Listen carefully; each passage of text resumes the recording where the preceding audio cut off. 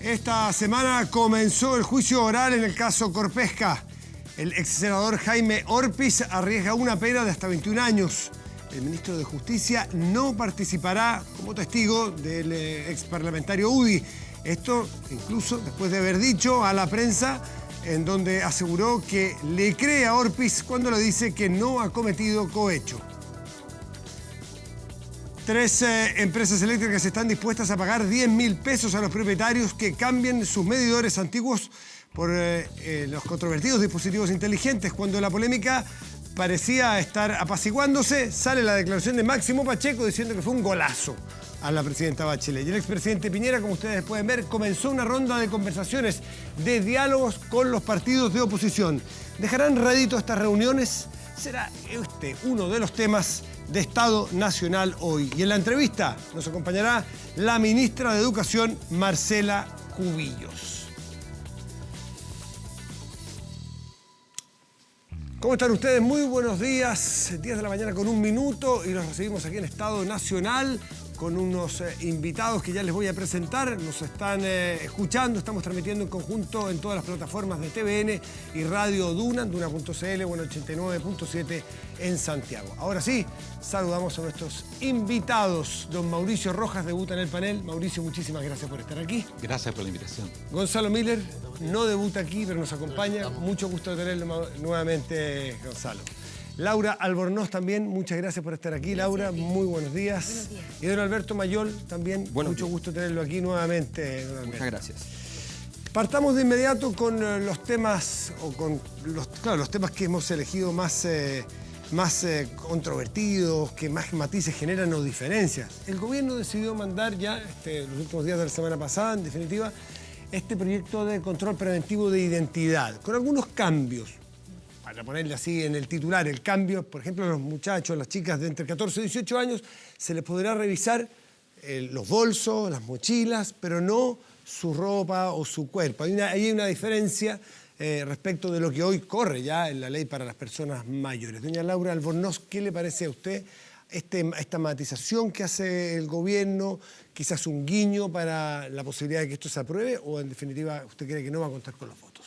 Yo creo que está bien, no podría haber sido de otra forma, es bueno que se incorpore una medida así, pero la verdad es que con lo que nos quedamos es con las declaraciones del fiscal del Ministerio Público, que justamente manifiesta su oposición o su reparo a este proyecto, que no es el único, porque viene acompañado también de la directora del Instituto de Derechos Humanos y de la propia defensora de la infancia, institución que fue creada el gobierno pasado en Chile y que ha hecho sus apreciaciones, ha manifestado sus apreciaciones sobre este proyecto. Entonces yo creo que la dificultad sigue presente, que hay cosas semejantes en cuanto a la estrategia política del gobierno de querer, lo mismo se hizo con la ley de admisión justa, de querer dividir proyectos para tener aprobación en el Congreso.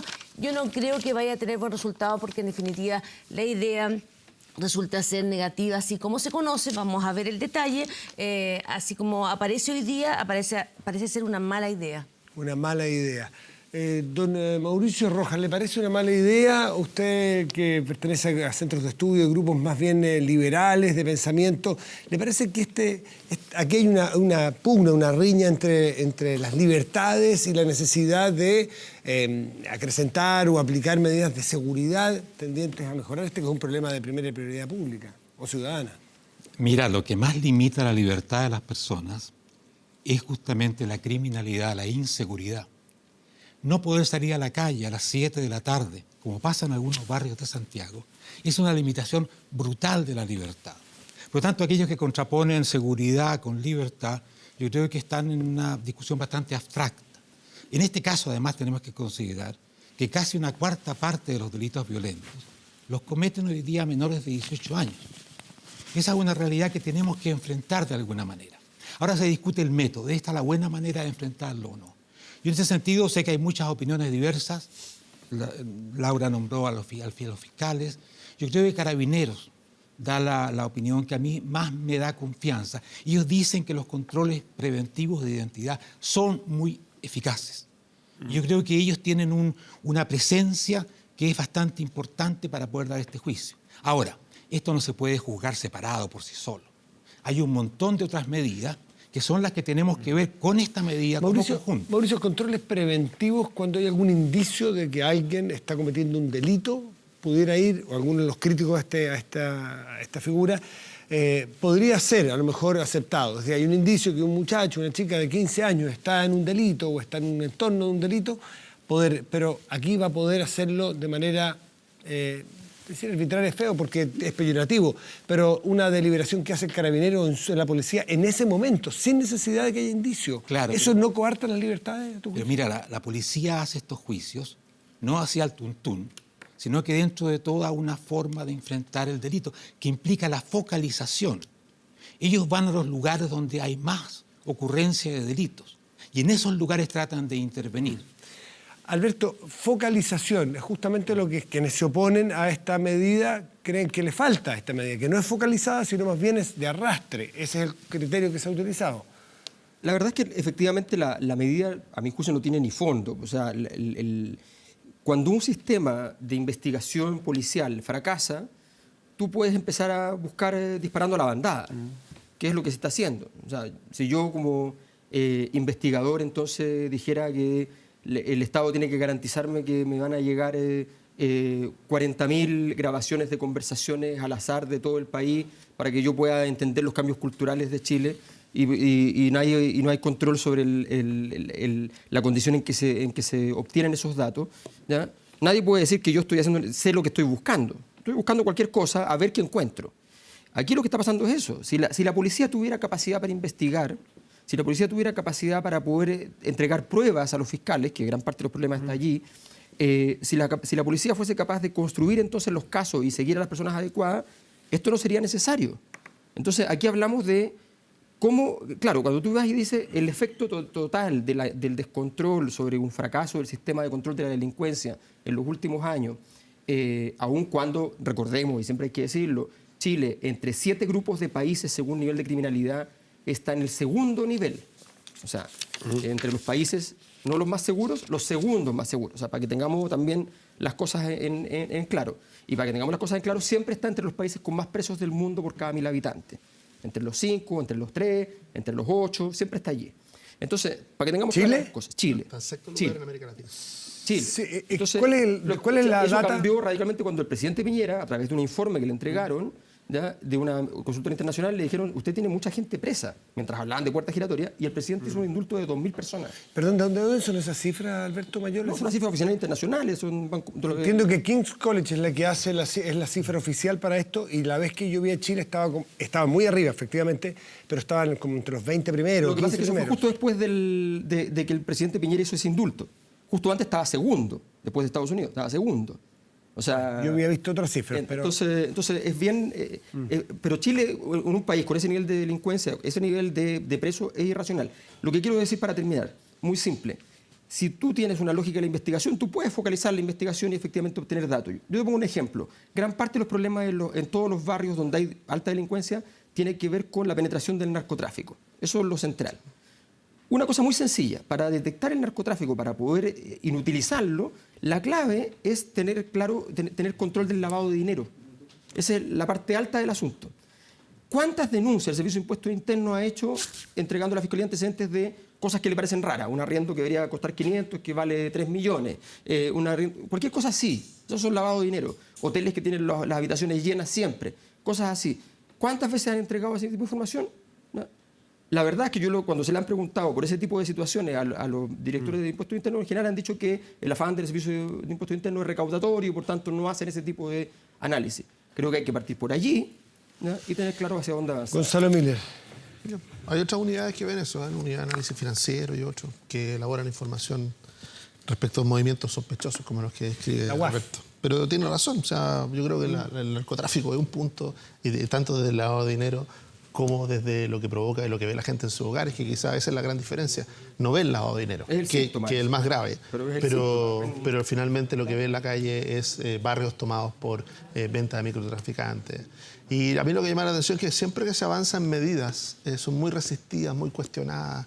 Yo recuerdo hace un par de años cuando se elaboraron lo de los drones, ¿se acuerdan? Los drones para perseguir microtráfico y para tener pruebas documentales, ¿no es cierto?, de microtráfico. Y hubo una gran resistencia, oposición. De hecho, se les llevó hasta la Corte Suprema a los drones. Y resulta que hasta la justicia dijo, no, está bien así, no. Tiene que tener un protocolo, tiene que tener resguardo, tiene que garantizar la privacidad de las personas. Y cumpliendo eso, no hay ningún problema de uso. De hecho, 2 años después ya se masifica, lo tiene Carabineros, lo está usando el gobierno y ya no genera la misma resistencia. Cuando volvemos al control preventivo de identidad, nosotros decimos, y lo dijo bien Mauricio, la labor de Carabineros no es aleatoria. Carabineros no anda aleatoriamente por todos lados, sino que, producto de lo mismo, de los datos, que es importante, ¿no es cierto?, la presencia de datos, hay mapas donde dice mayor probabilidad y ocurrencia de delito. Y es en esos datos, sobre esos mapas donde concentra su mayor acción policial. No toda, pero la gran mayoría se concentra ahí. Y en eso uno dice, bueno, el control preventivo de identidad, que no es otra cosa que poder pedirle a un joven que se identifique, eso es el control preventivo de identidad. Entonces, cuando es una limitación a la libertad, sí, es una limitación a la libertad, pero bastante sutil.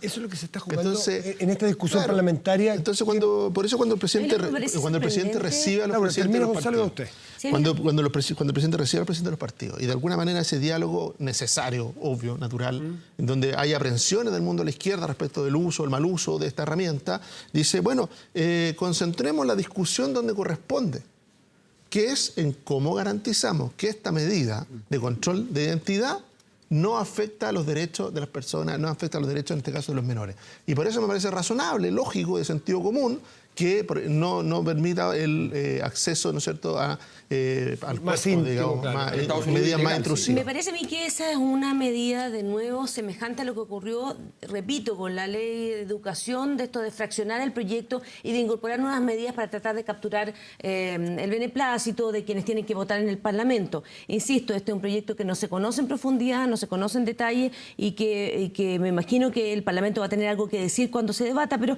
a mí me parece que hay aquí un cuestionamiento al ejercicio, a la planificación y a la estrategia investigativa de las policías. Es una medida más bien de carácter efectista que no necesariamente esté comprobada que vaya a solucionar los temas de delincuencia con violencia que efectivamente nos afectan a todos los chilenos, nos preocupan particularmente a todos los chilenos. Yo creo que no hay antecedentes empíricos suficientemente claros para poder adoptar esta medida y no otra, que no soluciona el problema de fondo que tiene que ver también con la desigualdad, también con la sensación de falta de oportunidades o de una suerte de agonía respecto del futuro de muchos jóvenes que además rondan en un círculo de violencia y de pobreza que también tiene que ser incorporado en el debate.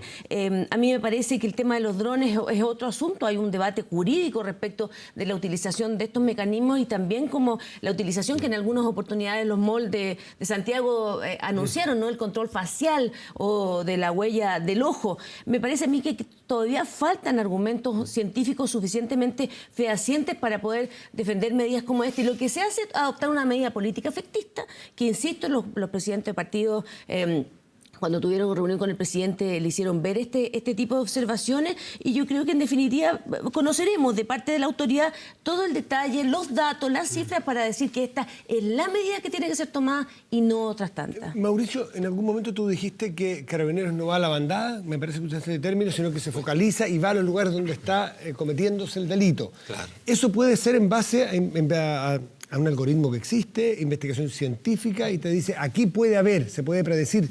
Pero también puede prestarse para ir a determinados barrios y a otros no. Y se ha escrito bastante al respecto. Más producirse allí una injusticia enorme de ir a los sectores sures de Santiago con más hincapié que a otros sectores más, el sector oriente, por ejemplo, que se produzca esa diferencia que puede ser muy odiosa. Yo creo que sería bueno enterarse más de cómo trabaja Carabineros y la PDI. Hay mucho desconocimiento, se inventan muchas cosas. Yo no sé si ustedes conocen el sistema táctico de operación policial llamado STOP, que es la forma, a través de todos estos datos, en que la policía orienta la utilización de sus recursos. Yo creo que es bueno enterarse de eso y no transmitir tantos rumores que tienen poca base. Pero hay una cosa... Perdón, más que rumores, es plantear una hipótesis, la posibilidad de que dos personas que vienen enfrente de un carabinero, que van vestidas de distinta manera, que tienen colores distintos, vestimentas distintas, aros, peinados, se le se le consulte a uno o a otro. ¿Tú no crees en esa posibilidad? Mira, no conocer cómo trabajan las policías, es no tener confianza además en cómo trabajan las policías, en no ver los resultados del trabajo de las policías. Fíjate que el año pasado hubieron 4,5 millones de controles de identidad y solamente 39 reclamos. Pero hay una cosa más importante que no quiero que se pase sin decirlo. Se habla que esta medida puede ser agresiva contra los jóvenes, que va contra los jóvenes, etc. La verdad es que es al revés. Lo que estamos viendo hoy día en Chile y también en las bandas que salen fuera de Chile es el uso de los jóvenes porque saben que tienen una protección mayor frente al sistema legal. Creo que es muy importante romper este abuso que existe hoy día de las redes criminales de nuestros jóvenes. Y para eso hay que tener medidas. Hay una ley al respecto, no se le ha dado la urgencia. Ley para castigar a aquellos adultos que hay que utilizan... hacerlo, pero también hay que atacar todas las posibilidades de hacerlo. No hay una ley, perdón, hay un proyecto de ley que se está discutiendo. Yo creo que hay que tener claro que la relación de las policías con la capacidad de relacionarse con antecedentes tecnológicos demostró al menos tener ripios muy importantes cuando se hizo la operación Huracán. O sea, no digo que ellos tengan por qué saber si la máquina funciona o no. Lo que digo es súper simple. Uno agarra el teléfono, llama a 3 facultades, pregunta por informática y le pregunta a un experto si se puede, si cree que es posible que alguien con un computador, con un solo computador, con una inversión de 0 pesos, ¿ya?, pueda intervenir WhatsApp. Entonces, con esa pregunta, 3 académicos relativamente competentes van a decir no. Si usted tiene 5.000 millones de dólares, quizás. Y si tiene 500.000, tal vez. ¿Ya? Entonces, no. Bueno, resulta que eso pasó. Entonces, cuando uno dice, bueno, tal vez están usando excelente tecnología. El punto es que la tecnología por sí sola no lo da. Uno tiene que... Yo he trabajado con Big Data y con informáticos para ver el tema de Big Data y efectivamente hay que hacer un diseño conjunto. Entonces, si el carabinero no sabe qué es lo que está buscando. Yo digo lo siguiente, hay lugares donde uno va donde sabe que ocurren frecuentemente cierto tipo de hurto, por ejemplo. Y efectivamente uno ve los modus operandi de las personas que lo hacen, ¿ya? En zonas donde de intensas reuniones y qué sé yo, se van a robar mochilas y cosas así, ¿ya? Si tú vas a ir a un lugar, ¿ya?, para ir no vas a encontrar nada, vas a encontrar unos señores vestidos de terno, súper bien vestidos, fantásticos, y no vas a encontrar nada. Si tú te pones a mirar, a observar, ¿ya?, y si efectivamente los locales tienen condiciones para que cuando le ponen cámaras, tienen cámaras que efectivamente funcionen y que puedas acercarte a la cara, qué sé yo, empiezas a tener cierto tipo de antecedentes. Creo que hay un tipo de trabajo que la policía evidentemente ha mostrado que tiene falencias graves. Trabajo de inteligencia. Trabajo de inteligencia. Y que efectivamente y da la sensación de que tampoco ha sido la PDI capaz de decir, no, deme todo esto a mí y yo me hago cargo fácilmente. Es una falencia evidente. Gonzalo. Yo creo que hay mucho por hacer todavía en eso, tiene razón. O sea, en inteligencia policial la realidad ha demostrado, ¿no es cierto?, de que hay un mundo por avanzar. Pero, a ver, de nuevo, yo creo que la izquierda tiene muchas aprensiones, legítimas muchas, pero también tiene ciertos traumas con este tema, sobre todo en el combate a la delincuencia. Y sería bueno que empezáramos a escuchar menos nos y más propuestas, ¿ah? Porque a eso es lo que le ha invitado el gobierno también y el presidente. Decirle, perfecto, aquí está una idea, el control preventivo de identidad, que se sostiene sobre cierta evidencia. Hay otros que sostienen que la evidencia le dice que no. Hay algunos que consideran que la evidencia, por ejemplo, la que acabas de decir, que eso es muy sustantiva. 60.000 personas que habían evadido el control de la justicia fueron puestos delante de la justicia gracias al control de identidad. Entonces, cuando uno dice no hay evidencia, ahí hay evidencia. Hay 4 años de uso. Ahora, respecto de menores, ¿por qué respecto de menores puede ser importante? No solo como una medida de protección, en términos de decirle, esos menores son responsables penalmente. ¿Ah? El Congreso y los gobiernos anteriores consideraron que tenían responsabilidad penal. A partir de los 14 años. A partir de los 14 años. Entonces, aquí de lo que estamos debatiendo no es de la responsabilidad penal, que ya está zanjada y como sociedad dijimos, sí, la tienen. Es decir, un menor de edad entre 14 y 18 años puede cometer delitos y puede ser sancionado por ese delito responsable. Pero no es el mismo tratamiento que el resto que los sin adultos, duda, no es la misma responsabilidad sin duda. penal. Y ese es el punto. Conocer. Ya, pero nadie dijo, mire, no tienen que ser responsables, sino que dijo, hagámoslo bien. Progresivo y en el hagámoslo bien. Entonces ahora cuando se plantea esta medida, que es una medida, obvio, no es la solución al macro problema de la injusticia social. ¿Y dónde están las otras medidas? Están en el Sename y están en otros lados. Pero están en el Congreso varias de ellas. No se conoce, se anuncia solamente este control preventivo de los jóvenes de edad y en paralelo el gobierno no entrega estas medidas van a ir complementadas con otras medidas para los jóvenes infractores, para las familias, los niños que son involucrados en situaciones de violencia, son comprados por las mafias. ¿Dónde está el paquete de medidas? Porque yo me imagino que cuando uno anuncia una medida de este nivel de incumbencia y de afectación de los derechos humanos, con mucho respeto y preocupada también por el tema de la delincuencia, la derecha que es pregona acerca de las libertades en todo ámbito, particularmente en lo económico, en esta las coarta, diciendo que efectivamente los derechos de los niños pueden ser amilanados. ¿Y qué propondrían ustedes Laura, qué propondrían ustedes, disculpa Alberto, para ir al fondo del asunto que a todos nos preocupa, ¿no es cierto?, que haya menores involucrados con la delincuencia, con las bandas? ¿Cuál sería la medida? Es cosa de conocer acerca de la situación que viven muchas juventudes encantadas hoy día con las oportunidades que le da el mismo sistema, el sistema económico, cultural y social que hay en Chile. Hay problemas concretos de acceso a la educación, de pobreza, de situaciones de jefatura de hogar, que madres que tienen que salir todo el día para alimentar a sus hijos, los hijos quedan en la calle. Hay situaciones de barrios vulnerables. Entonces, claro, hay política y hay un programa particular en materia del Servicio Nacional de Menores que fue el gran anuncio del gobierno, los niños primero, y todavía no vemos que avance ni con la urgencia ni con la difusión a través de los medios de comunicación que diga, ¿sabe qué? El gobierno va a destinar parte de lo que quiere hacer en reforma tributaria, vamos a recaudar más para invertir en los jóvenes infractores y tener programas especiales en los barrios, en los lugares donde ellos se encuentran. Pero más que crítica, sí, Alberto, pero después, más que la crítica, lo que están haciendo, ¿cuál es las medidas de ese paquete de corto plazo para poder atender un problema que es urgente? Es que ahí tú planteas un porque en pie corto, forzado mediano, que es jodido, porque todos sabemos que el nicho ecológico, o sea, esto es un nicho ecológico, se produce una situación en la cual aumenta la probabilidad de que haya delito.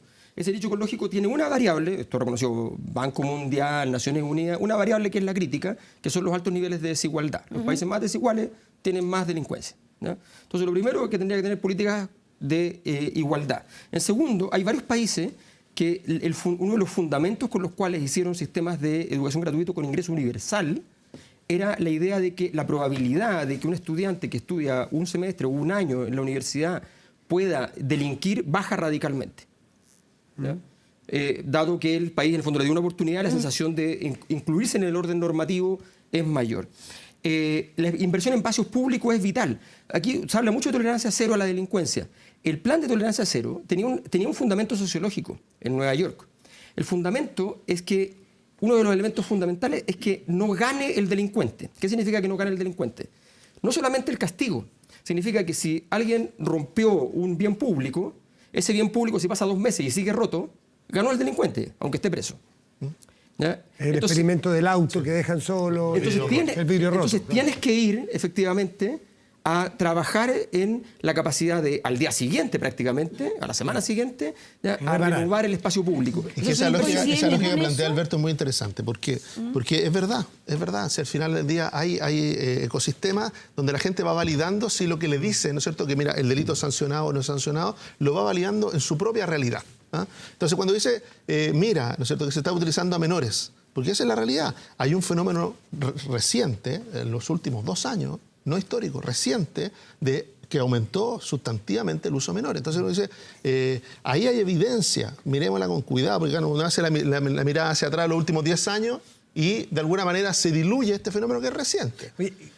¿Cuál es el punto? Es decir, en esos casos, cuando esas personas validan de que esos menores prácticamente quedan fuera de la mano de la justicia, no requieren el control de identidad, existe la tentación natural del delincuente profesional de utilizarlos para el acarreo de droga, utilizarlo para la reducción de bienes, utilizarlo incluso, como lo estamos viendo, en delitos violentos. Entonces, decirle, ese menor de 13 años, de 14 años, de 15 años, que sale con un arma, ¿no es cierto?, y realiza un portonazo, claramente lo que nosotros tenemos que mirar es quién está detrás de él. Porque no creo que una menor de edad, él haya tomado esa decisión de manera autónoma, sino que ha sido forzado a eso, está siendo inducido a eso, y nosotros tenemos que mirar eso. Alberto plantea una pregunta que es muy interesante para hacérsela a ustedes, que no gane, ese fue el término, que no gane el delincuente. Que esa es la pregunta de fondo, dice él. ¿Gana el delincuente en Chile hoy, Mauricio Rojas? ¿Está ganando? Lamentablemente muchas veces está ganando, pero yo quiero tomar un elemento que destacó Alberto, Nueva York, donde hemos tenido una reducción de la criminalidad que es realmente asombrosa. Hace 25 años atrás todos pensaban que Nueva York estaba perdida prácticamente. Hoy día es una de las ciudades más seguras del mundo, es algo increíble. No se ha cambiado la estructura social de Nueva York. No se han hecho grandes cosas en los temas que ustedes apuntan, que sin duda que son muy importantes. Pero una acción policial... ¿Qué es lo que ha cambiado entonces? Ha cambiado el accionar policial. Por ejemplo, la tolerancia cero, que implica justamente que tú no dejas pasar los pequeños delitos. El famoso experimento del auto, que crea una señal de que puedes delinquir a bajo nivel sin que no pase nada. Todo eso así, mira, por ejemplo, cuando empezaron los metros de Nueva York. Apenas había un rayado, se guardaba el carro ese y se pintaba. O sea, no había huella del delito. El control de todos estos espacios donde comienza la delincuencia. La delincuencia no comienza cuando alguien mata a otra persona. Comienza cuando tú dejas que el joven empiece a hacer pequeñas infracciones. Esto es lo que el gobierno enfrentó mandando una nueva ley respecto de la civilidad, como se le llamó. Son cosas muy importantes. Y la verdad es que a mí me llama la atención que se desconozca la gran cantidad de medidas y acciones que el gobierno actual está haciendo. ¿Les llama la atención a ustedes que, como oficialismo, representante en esta mesa de cercanías al gobierno, de que el Ministerio Público, por ejemplo, haya estimado que esta no era una medida eficiente en el control del delito o en la persecución del delito? ¿Qué los puede motivar?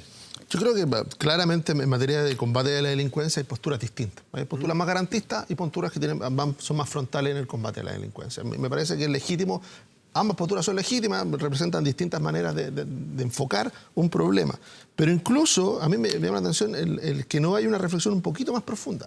Porque de nuevo se agota en decir, mira, esta medida no es, algunos dicen incluso, es efectiva, 60.000 personas que fueron llevadas a control ante la justicia, sino no es eficiente, porque tuvo que, en el fondo, controlar a 4 millones de personas para poder llegar a esas 60.000. Si el tema de la eficiencia, discutamos sobre la eficiencia, pero que es efectiva, es efectiva. Y en el caso del Ministerio Público específicamente, a mí me llama mucho la atención porque para los menores de edad imputados por comisión de delitos, muchas veces por flagrancia, no enfrentan prisión preventiva, obviamente, por la cuantía de los delitos, porque no se justifica y todo. Perfecto. Pero esos menores rápidamente salen y no vuelven nunca más a presentarse ante el tribunal. Nunca más. Entonces decirle, esta es una herramienta que permitiría, al igual que el control de identidad ha llevado a 60.000 personas que tenían órdenes de detención pendientes, a menores de edad que, cometiendo delitos, habiéndose sancionado así por el propio Ministerio Público, ¿no es cierto?, esa investigación, de alguna manera que siguieran siendo parte del proceso, porque si no se produce lo mismo que dices tú, Alberto. Ese menor de edad en su ecosistema dice, claro, a mí me detuvieron en flagrancia, fui al Ministerio Público, me acusaron. En ese caso, ¿ganan los delincuentes? ¿Un delincuente de 14 años? Lo que pasa es que hay dos soluciones que son sencillas para un gobierno. O sea, primero, queremos entender este fenómeno. Hay una investigación que ha hecho el gobierno, por ejemplo, para entender cuál es la dinámica de estos niños respecto a sus propias familias. Cuáles son las situaciones de vulnerabilidad de sus derechos respecto a su propia familia. O sea, con una familia que está claramente en displicencia, por decirlo bajo. ¿Cuál es la relación de esa familia respecto a la relación con los delincuentes? O sea, entender las estructuras familiares, sociales que están detrás. Porque si no entendemos eso, estamos atacando jurídicamente, nada más. No estamos entendiendo el fenómeno. Lo primero es eso. Lo segundo es entender que el esfuerzo policial tiene que ir en un foco. No se puede hacer todo. ¿Ya?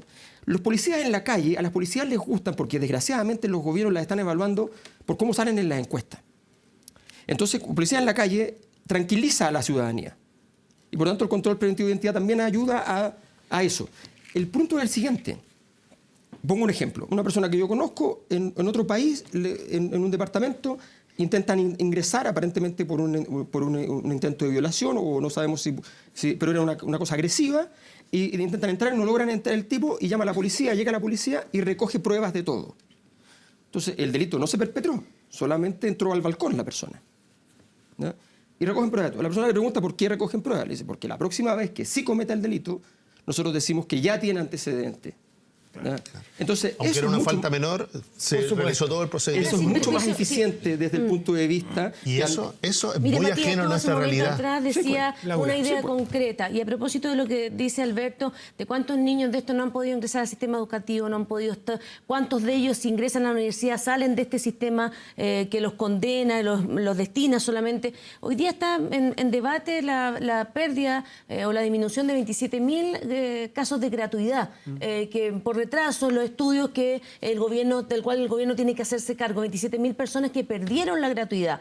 Entonces, ¿no sería del caso también, a propósito de esto, siendo propositiva, revisar esta ocurrencia de delincuencia en determinados jóvenes y ver cuántas personas de estas se cruzan y necesitan justamente insertarse al sistema educativo y no perder, por ejemplo, este apoyo que les da el gobierno? Entonces, yo creo que esta es una mirada, se requiere respecto a este tema de nuevo, una mirada global que no parece así a la luz de lo que nosotros leemos, aparece solamente el control de identidad, solamente las medidas efectistas, etcétera. Mauricio, ¿le quieres decir algo respecto a lo que está hablando? Muy brevemente, todo esto está muy bien, pero siempre hace falta una persona que encabeza la lucha contra estos fenómenos decididamente. Y esa persona se llama hoy día Sebastián Piñera. Ha habido mucho descuido al respecto. Si algo tenemos hoy día muy seguro es que hay un presidente que está profundamente involucrado tanto en la cuestión de la niñez, con las medidas del Senami y todo eso, como en la lucha contra la delincuencia. Y eso es vital porque toda la técnica que tú puedas poner, si no hay un conductor que esté allí presente, no funciona. Los quiero cambiar de tema y nos vamos a un asunto que hace rato está sonando, pero esta semana tuvo mayor impacto, los medidores, ¿sí? Que parece algo tan técnico, que parece algo tan fuera de la política en general, y se ha tomado el escenario político, porque tiene que ver con un acuerdo que se llegó con algunas empresas eléctricas, no todas, de que dado una suerte de consenso técnico, que era bueno pasar de medidores antiguos a medidores inteligentes, ¿quién los pagaba? ¿De quién eran? Había que retirar algunos medidores que habían pagado las personas y decirle, bueno, usted ya compró su medidor, entonces yo se lo compro a usted en 10.000 pesos. Va a quedar en desuso, pero se lo compro. Y, bueno, la discusión iba relativamente encaminada hasta que apareció la voz de un exministro de Energía, Máximo Pacheco, y dice que fue un golazo que le hicieron al gobierno de la entonces presidenta Michelle Bachelet.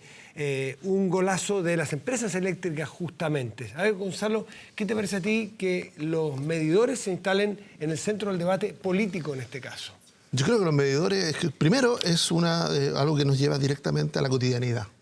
Medidores hay en todas las casas de Chile. No importa dónde viva, no importa dónde esté, hay un medidor eléctrico. Por lo tanto, es un tema que me afecta, me vincula directamente a la conversación. Lo segundo, porque toca dos de los vicios de nuestra política, los medidores. La debilidad, un Congreso que aprueba una ley, la aprueba, no tengo ninguna duda, bajo una buena inspiración. De hecho, cuando uno mira el origen de la ley, era corregir lo que estaba ocurriendo después del terremoto de la Cuarta Región. Pero lo hace de una manera en que genera un segundo espacio de discrecionalidad para el Consejo Eléctrico, el Consejo Energético. Y ahí, segundo vicio, la fragilidad de la institucionalidad frente al lobby. Porque resulta lo que estamos conociendo ahora, después de nuestra primera abrir los ojos inicial respecto de que los diputados no defendían la propia ley que habían aprobado, porque claro, ellos la aprobaron en un sentido o con una intención, pero en los hechos, en la redacción, abrió la puerta a algo muy distinto. Y lo segundo, la fragilidad de nuestra institucionalidad frente al lobby. ¿Por qué? Porque ahora estamos desentrañando una trama, ¿no es cierto?, que ya partió en este comité, ¿no es cierto?, que tomó administrativamente una decisión junto con las empresas eléctricas, y que finalmente nos lleva a que el ministro, este ministro que dice que le hicieron un golazo al gobierno, Pacheco, porque él traza una línea, ¿no es cierto?, decirle yo fui ministro hasta aquí y esto ocurrió después, y en eso tiene razón, porque la decisión del comité es posterior. Lo que no nos dice es que cuando él era ministro hizo una nota sobre esto, hizo un anuncio público sobre los medidores y recibió a las mismas empresas. Entonces, decirle, en algún minuto la política tiene que tener los suficientes pantalones para explicar algo, a pesar de que sea difícil, a pesar de que sea costoso en términos de opinión pública, circunstancial, pero también tiene que ponerse los pantalones cuando tiene que enfrentar a un regulado, ¿no es cierto?, que generalmente lo que está buscando siempre es maximizar su interés al mantener su servicio, pero maximizar su interés. Escuchemos lo que dijo exactamente el exministro Máximo Pacheco. Lo vamos a la mesa. Esta, en mi opinión, es una discusión de una política pública aberrante. Esto fue un golazo que le metieron las distribuidoras de eléctrica al Estado. Es una política contra el bien común, y en favor de las distribuidoras, que con ello están cometiendo un abuso inaceptable contra los hogares.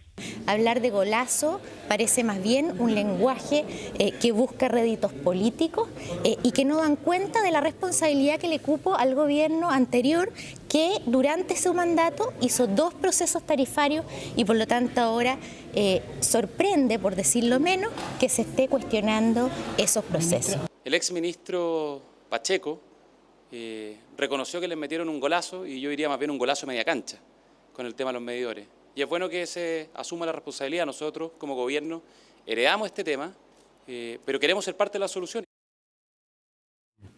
Resulta que los técnicos dicen que es mejor tener un parque, como dicen los expertos, un parque de medidores inteligentes a uno análogo, antiguo. Sí. Pero resulta que hoy día, como es políticamente difícil defender esto, nadie quiere hacerse cargo y parece que nos vamos a quedar entonces en medidores de los años 70 versus del siglo XXI que nos permiten eficiencias, por ejemplo, medioambientales. Nadie lo dice porque nadie quiere abrazar un medidor hoy día. Claro, lo que pasa es... Hay una cierta cobardía en la política. Hay 2 fenómenos que son separados y que se juntaron aquí.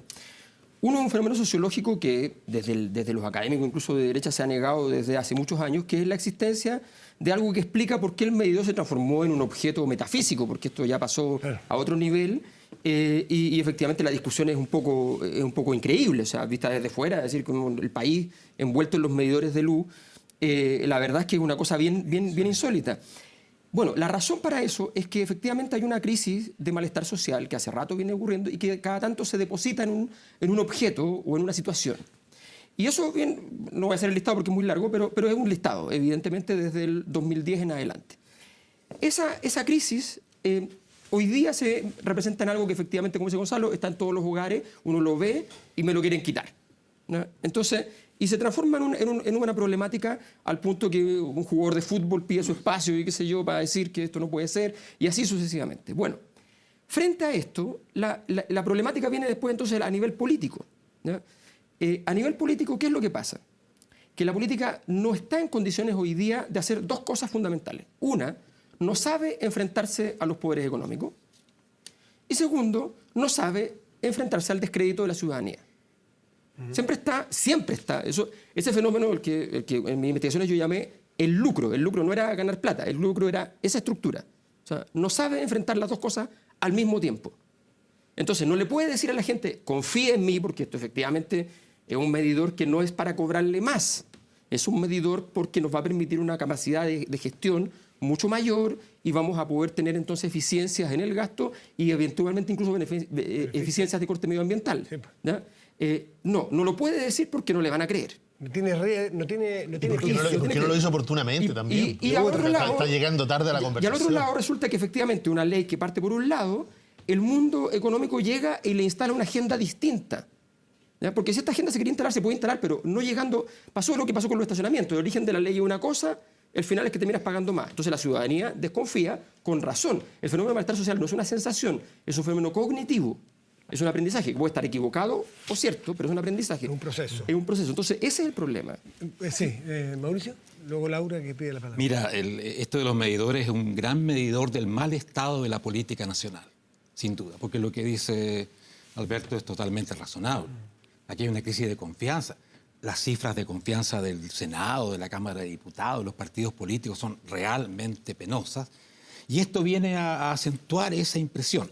Ahora, más que hay un golazo probablemente, pero aquí hay un autogolazo del exministro Pacheco con el gobierno de Michelle Bachelet, porque ahí se cocinó todo este asunto fundamentalmente. Por lo tanto, de acuerdo. Pero hay una cosa importante que dijo Pacheco que hay que recoger. Uno de los problemas esenciales que tenemos es que la distribución de la energía es monopolística en Chile. Son monopolios concedidos a distintas empresas. Eso no es así. Los servicios básicos en general, los monopolios naturales tienen esa característica. Es que este no es un monopolio natural. Monopolio natural son los postes de la luz, la infraestructura, correcto. Pero el uso de la infraestructura para distribuir energía es totalmente posible someterlo a competencia. Yo vivo en Suecia habitualmente y yo elijo, mira, día a día si quiero, qué compañía me va a entregar el servicio eléctrico. Por lo tanto, aquí hay que profundizar porque por allí viene la base de los problemas, este tipo de monopolios absolutamente injustificables que existen y que fortalecen toda esta idea y toda esta realidad de que hay una colusión entre política y empresa. Laura. Yo diría que esto surgió de un error comunicacional del propio gobierno cuando el propio presidente Piñera le preguntaron, quizás un acto de honestidad, ¿quién paga los beneficios, los costos de esto? Y él dijo el 100% lo pagan los usuarios. Y este error comunicacional dio cuenta justamente de lo que decía Alberto, esta fragilidad del poder político frente a la industria. La fragilidad que existe, y que no es solamente acá, lo vamos a ver luego en el caso Corpesca, como ciertos parlamentarios definitivamente son comprados por la industria para poder votar a favor de los intereses de particular y no del bien común. ¿Y usted cree que hubo compra de parlamentarios? O sea, no, es la predisposición y la gran cantidad de lobby. No lo conozco, lo desconozco, pero sí estoy haciendo una analogía porque lo que queda claro es cómo la industria puede influir o incidir y estos grandes espacios para que la industria hagan acción a su favor, en contra, oponiéndose a los intereses que debiesen preocupar a quienes administran el Estado. Y esta fragilidad que está clara y que tiene que ver y que hoy día genera esta molestia, la gente se dio cuenta de que en este proyecto de ley el 10% de ganancia estaba asegurado en la empresa eléctrica, que al final ellos iban a tener que pagar por un nuevo medidor que además no venía añadido o todavía no se sabe qué otros beneficios le reportan los usuarios. Fíjate que el otro día me preguntaba un taxista y me decía, pero, o sea, Laura, esto va a significar con estos medidores inteligentes que cuando me corten la luz, yo no voy a tener que pagar los 35.000 pesos porque me la repongan, como ocurre hoy día con los medidores tradicionales. Esto va a significar, me decía el otro día, lo bueno es que esto viene acompañado de que uno puede elegir si lava la ropa en la noche. Y eso todavía no está claro en la ley, el que con posterioridad utilizar estos medidores inteligentes la gente pueda elegir y sepa cuándo la electricidad le sale más barato y cuándo más cara para poder utilizar o desconectar los servicios a larga distancia, ya que esto es digital. Hay dudas sobre la implementación del proyecto que tiene que ver justamente con la capacidad de tener internet o no en las casas y está ahí todo el debate respecto de la contratación de los servicios de Internet para que estos medidores sean aplicables o no. Entonces, habiéndose ocurrido este golazo, dijo Pacheco, yo la verdad que no creo que un ministro de Estado pueda deshacerse de las responsabilidades que tuvo y pueda alegar una suerte de ignorancia de este tipo de sucesos. Si bien es cierto, fue durante el periodo del ministro Rebolledo que se tramitó con urgencia esta ley, la verdad que me parece insólito que un ministro de Estado pueda alegar ignorancia del conocimiento de estos hechos y más encima endosárselo al gobierno donde él era responsable de la cartera. Pero dicho lo anterior, a mí me gustaría ver cuál es la propuesta, además de pactar el 10.000 pesos para la compra de los medidores antiguos, cuál es la propuesta que el gobierno va a hacer para solucionar este problema, entendiendo que es un problema que, como se dice, ellos asumieron, pero me gustaría saber cuáles van a ser la solución más que la, entre comillas, compra. O va a haber una ley corta que va a solucionar este impasse, que por lo demás, esta fijación de monto, yo quiero recordar que viene en la época de la dictadura, cuando se fijaron estas tarifas de ganancia para la empresa eléctrica. Esto no es de ahora, esto viene de la época de Pinochet. Entonces, ¿qué se va a hacer? ¿Qué va a hacer el gobierno para solucionar? Y lo digo con la mejor buena leche. ¿Qué va a hacer para solucionar que no sea solo el fijar la compra en 10.000 pesos? Gonzalo. Mira, un fenómeno interesante, de repente a veces errores como estos sirven de aprendizaje. O sea, de repente hay que equivocarse, hay que producir esto y yo creo como algo positivo la reacción ciudadana. Es algo positivo, ¿por qué? Porque significa que cualquier proceso de política pública, pensamos que lo habíamos aprendido con el Transantiago, algo que se hizo a las espaldas de la gente y que fue un desastre y que está en todos los manuales donde se enseña política pública como uno de los peores ejemplos a nivel internacional, Transantiago. Pero resulta que ha habido mucho aprendizaje, se habla mucho de la participación, se habla mucho de la información, de la transparencia y de una sociedad más horizontal, pero aquí también falla eso. O sea, gran parte de esta conversación tendría que haber ocurrido antes de que nos dijeran que iban a cambiar los medidores. Porque la reacción es obvia y natural y interesante. ¿Por qué? Porque mucha gente dice, oye, ¿cómo alguien va a venir a mi casa y va a tener derecho a que yo le abra la puerta contra mi voluntad? No, pues es mi propiedad. La propiedad privada. ¿Tú dices para la lectura del medidor? No, ni siquiera para la lectura, para que lo cambien. O sea, porque iba a venir, aquí se da como por hecho, Matías, que iban a llegar a tu casa, te iban a abrir tu puerta, iban a sacar el medidor antiguo y te iban a poner uno nuevo. Y a ti no te preguntó nadie. Y resulta que se estaban metiendo en tu casa. En algo tan privado, tan íntimo, nosotros te estaban metiendo en tu casa sin ninguna. Recién conversábamos sobre cómo garantizábamos el control de identidad y le poníamos un montón para poder lograr que sea eficiente, ¿no es cierto? Un montón de protocolos, ¿no es cierto? De seguridad. Y resulta que aquí, ¡pum!, la empresa iba a golpear la puerta y te iba a cortar la luz un momento y te iba a cambiar el medidor. Y la gente reaccionó y dijo, no, es mi casa, es mi propiedad. Y finalmente después dijo, oye, ¿y este medidor antiguo qué pasa con él? Dijo, si ese medidor, no para todos, pero para la gran mayoría, es un bien propio, es mi medidor. Claro, es mi medidor. Y finalmente, lo que por eso ahí se abre la conversación, la empresa dice, sí, en realidad, nosotros hasta aquí, hasta antes de la intervención del gobierno, las empresas estaban llevando esos medidores o lo estaban dejando botado al lado sin ningún uso posible. Y sin indemnizar a que lo haya comprado. Además, la posibilidad de que una persona por sí mismo, por ejemplo, le encontrara un mercado o le encontrara un uso alternativo era bajísimo. Y resulta que se empezó a resolver una política pública. Tanto eso, la indemnización correspondiente, el permiso, la autorización, la información necesaria para que esa persona en su casa estuviera informado y fuera parte de la decisión, son elementos clásicos de lo que uno enseña respecto de cualquier instalación de política pública. Y aquí creo que a mí no me gusta, a diferencia de otros, de jugar la malintención, porque la intención uno no las conoce, uno ve los hechos. Claro, dice, mira, esto se aprobó hacia el final de un gobierno, se aprobó finalmente cuando ya nadie mira, pareciera como que no hay nadie mirando y cuando yo no voy a estar ya en el cargo cuando esto se materialice. Más allá de eso, lo importante es de que si todas las políticas públicas de Chile cumplieran con estos procesos, daría lo mismo que fuera el último día de gobierno o fuera el primero, porque estaría garantizado la transparencia y la participación de la ciudadanía. Sí, yo quiero agregarle como pregunta para el análisis que vaya a hacer Mauricio, este tic que ha adquirido la política de siempre, aunque sea en el fondo una medida técnicamente buena, da lo mismo si es buena o mala, no es mía. Y siempre la pelota al del lado, como las papas calientes. Sí, impopular. Popular, porque claro, si es popular, claro, pero el otro, padre le sobra. Y la verdad que hablamos de cosas que vienen de la época de Pinochet, que es el paleolítico, desde el punto de vista que han pasado gobiernos de derecha, de izquierda, de centro, y todos se tiran la pelota, y nadie quiere medidores hoy día. Y el propio presidente, el propio ministro Blumel dice que fue un golazo, cuando la ministra de Energía dice que no es un golazo, que es irresponsable decirlo. Entonces, este tic de no hacerse cargo de las cosas de la política. Mira, el tic fue muy grande al final de la administración de Michelle Bachelet, porque se trataban de aprobar un montón de leyes que no se pensaban aprobar. Si tú ves lo que dijo Pacheco en 2016, porque la instalación de medidores comenzó en marzo del 2016 en barrios como la Florida, él dijo, esto como ley no se va a alcanzar a aprobar todavía, porque entendía que era una discusión compleja. Pero de pronto vino el apuro de aprobar muchas cosas, y si en enero del 18 se aprobó esto rápidamente de una forma que no debiera haberse aprobado. Bueno, tenemos muchos ejemplos, la reforma tributaria, muchas cosas que se han hecho apresuradamente por un efectismo político y que después terminan mal. Pero yo creo que... Perdón, es solo, disculpa, sí. ¿Es solo monopolio de la centroizquierda o de la expresidenta Bachelet esto del apuro por el efectismo político, o tú lo ves como un síntoma de la política en general? Yo creo que es un problema de la política que hay que discutir. ¿Y este gobierno también lo tiene a ratos? Yo no te podría dar ejemplos ahora porque estamos iniciando. ¿No podría? No, lleva un Eso año. podría Ya ser. he mencionado dos veces a Michelle Bachelet, yo creo Mauricio. que hay que estudiar este tema porque es malo que se hagan así las cosas, sea el gobierno que sea.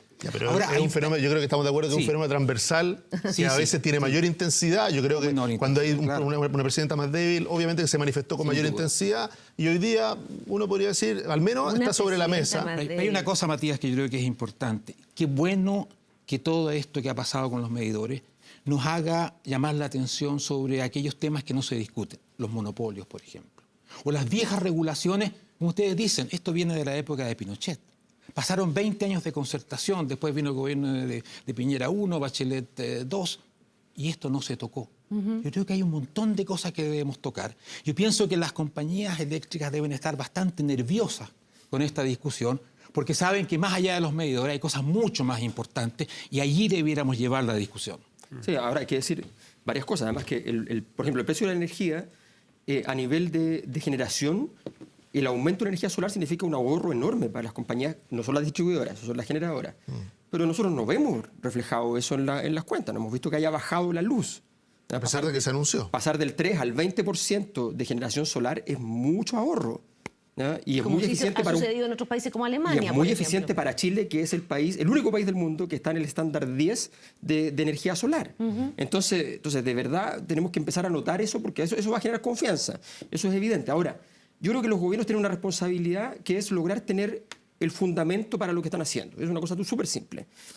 Anda por ahí un video, yo no sé qué tan cierto es, ¿ya? Aparentemente no es chileno. Hay que tener cuidado. Hay que tener mucho cuidado, por eso digo, pero dice una cosa que no es irracional. Dice, para que este medidor pueda emitir información a una central, tiene que emitir ondas a un nivel de 40 veces lo que hace un router de internet en tu casa.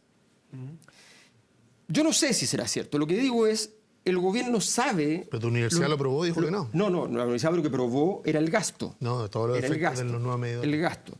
Pero hay que ver si efectivamente... Sí, pero el efecto en salud tú no lo puedes medir a partir de eso. Tienes que ir y decir, a ver, ese nivel de emisiones, ¿ya? ¿Tiene además alguna incidencia, sumando que en las casas hay esto, lo otro, hay toda clase de cosas inalámbricas, qué sé yo, en un hogar promedio, la suma genera alguna clase de efecto en salud? Esas cosas los gobiernos tienen que tenerlas. Eso le corresponde al Ministerio de Salud, ¿ya? O sea, esto tiene que tener una mirada integral. Cuando un ministro anda, el ministro de Energía anda con el puro proyecto solo, ¿ya? No hay gobierno. La capacidad de gobernar tiene que ver con esta capacidad de decir las respuestas técnicas, ¿ya? Contrario a lo que dijo la vocera, que dijo que los académicos no saben lo que pasa en la calle. Sí. Bueno, yo no sé, los académicos hacen investigación, se supone que eso tiene mucho que ver con lo que pasa en la calle de una manera distinta solamente, ¿ya? Y no para que te aplaudan. Yo creo que ahí hay que tener ojo y que los gobiernos tengan sus informes correspondientes para poder decir, ¿sabe qué? No se preocupe, no hay efectos en salud, no hay efectos en esto otro. En términos de costo no va a haber aumento, de hecho va a haber reducción por tales razones. O sea, porque lo que dices tú, claro, se va a poder lavar en la noche. ¿Se va a poder lavar en la noche porque en la noche va a estar al precio de hoy día y en el día va a estar a un precio más alto, o porque va a ser entonces efectivamente más barato y la gente va a saber barato? cuándo utilizarla? Efectivamente. Entonces, todo eso... Esa es la construcción de un gobierno y desgraciadamente el gobierno ha fallado en eso, hay que decirlo con claridad. No tiene una agenda que a uno le diga, esta es la información relevante, confirmable, revisable, en fin. Veo que... Sí, lo que pasa es que estamos a puertas de la cuarta revolución y nosotros estamos peleando por el medidor.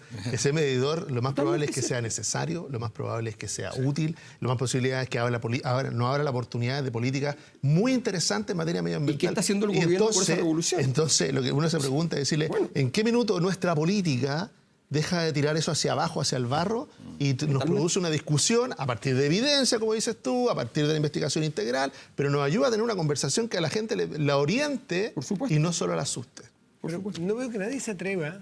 Entiendo que el país tú vives en Suecia. Sí. ¿Hay medidores inteligentes o medidores análogos? En todo el mundo se están cambiando. Entiendo que en todo supongo que son muy inteligentes, claro, porque en Suecia las cosas acostumbran a ser bastante inteligentes, a diferencia de nuestros países.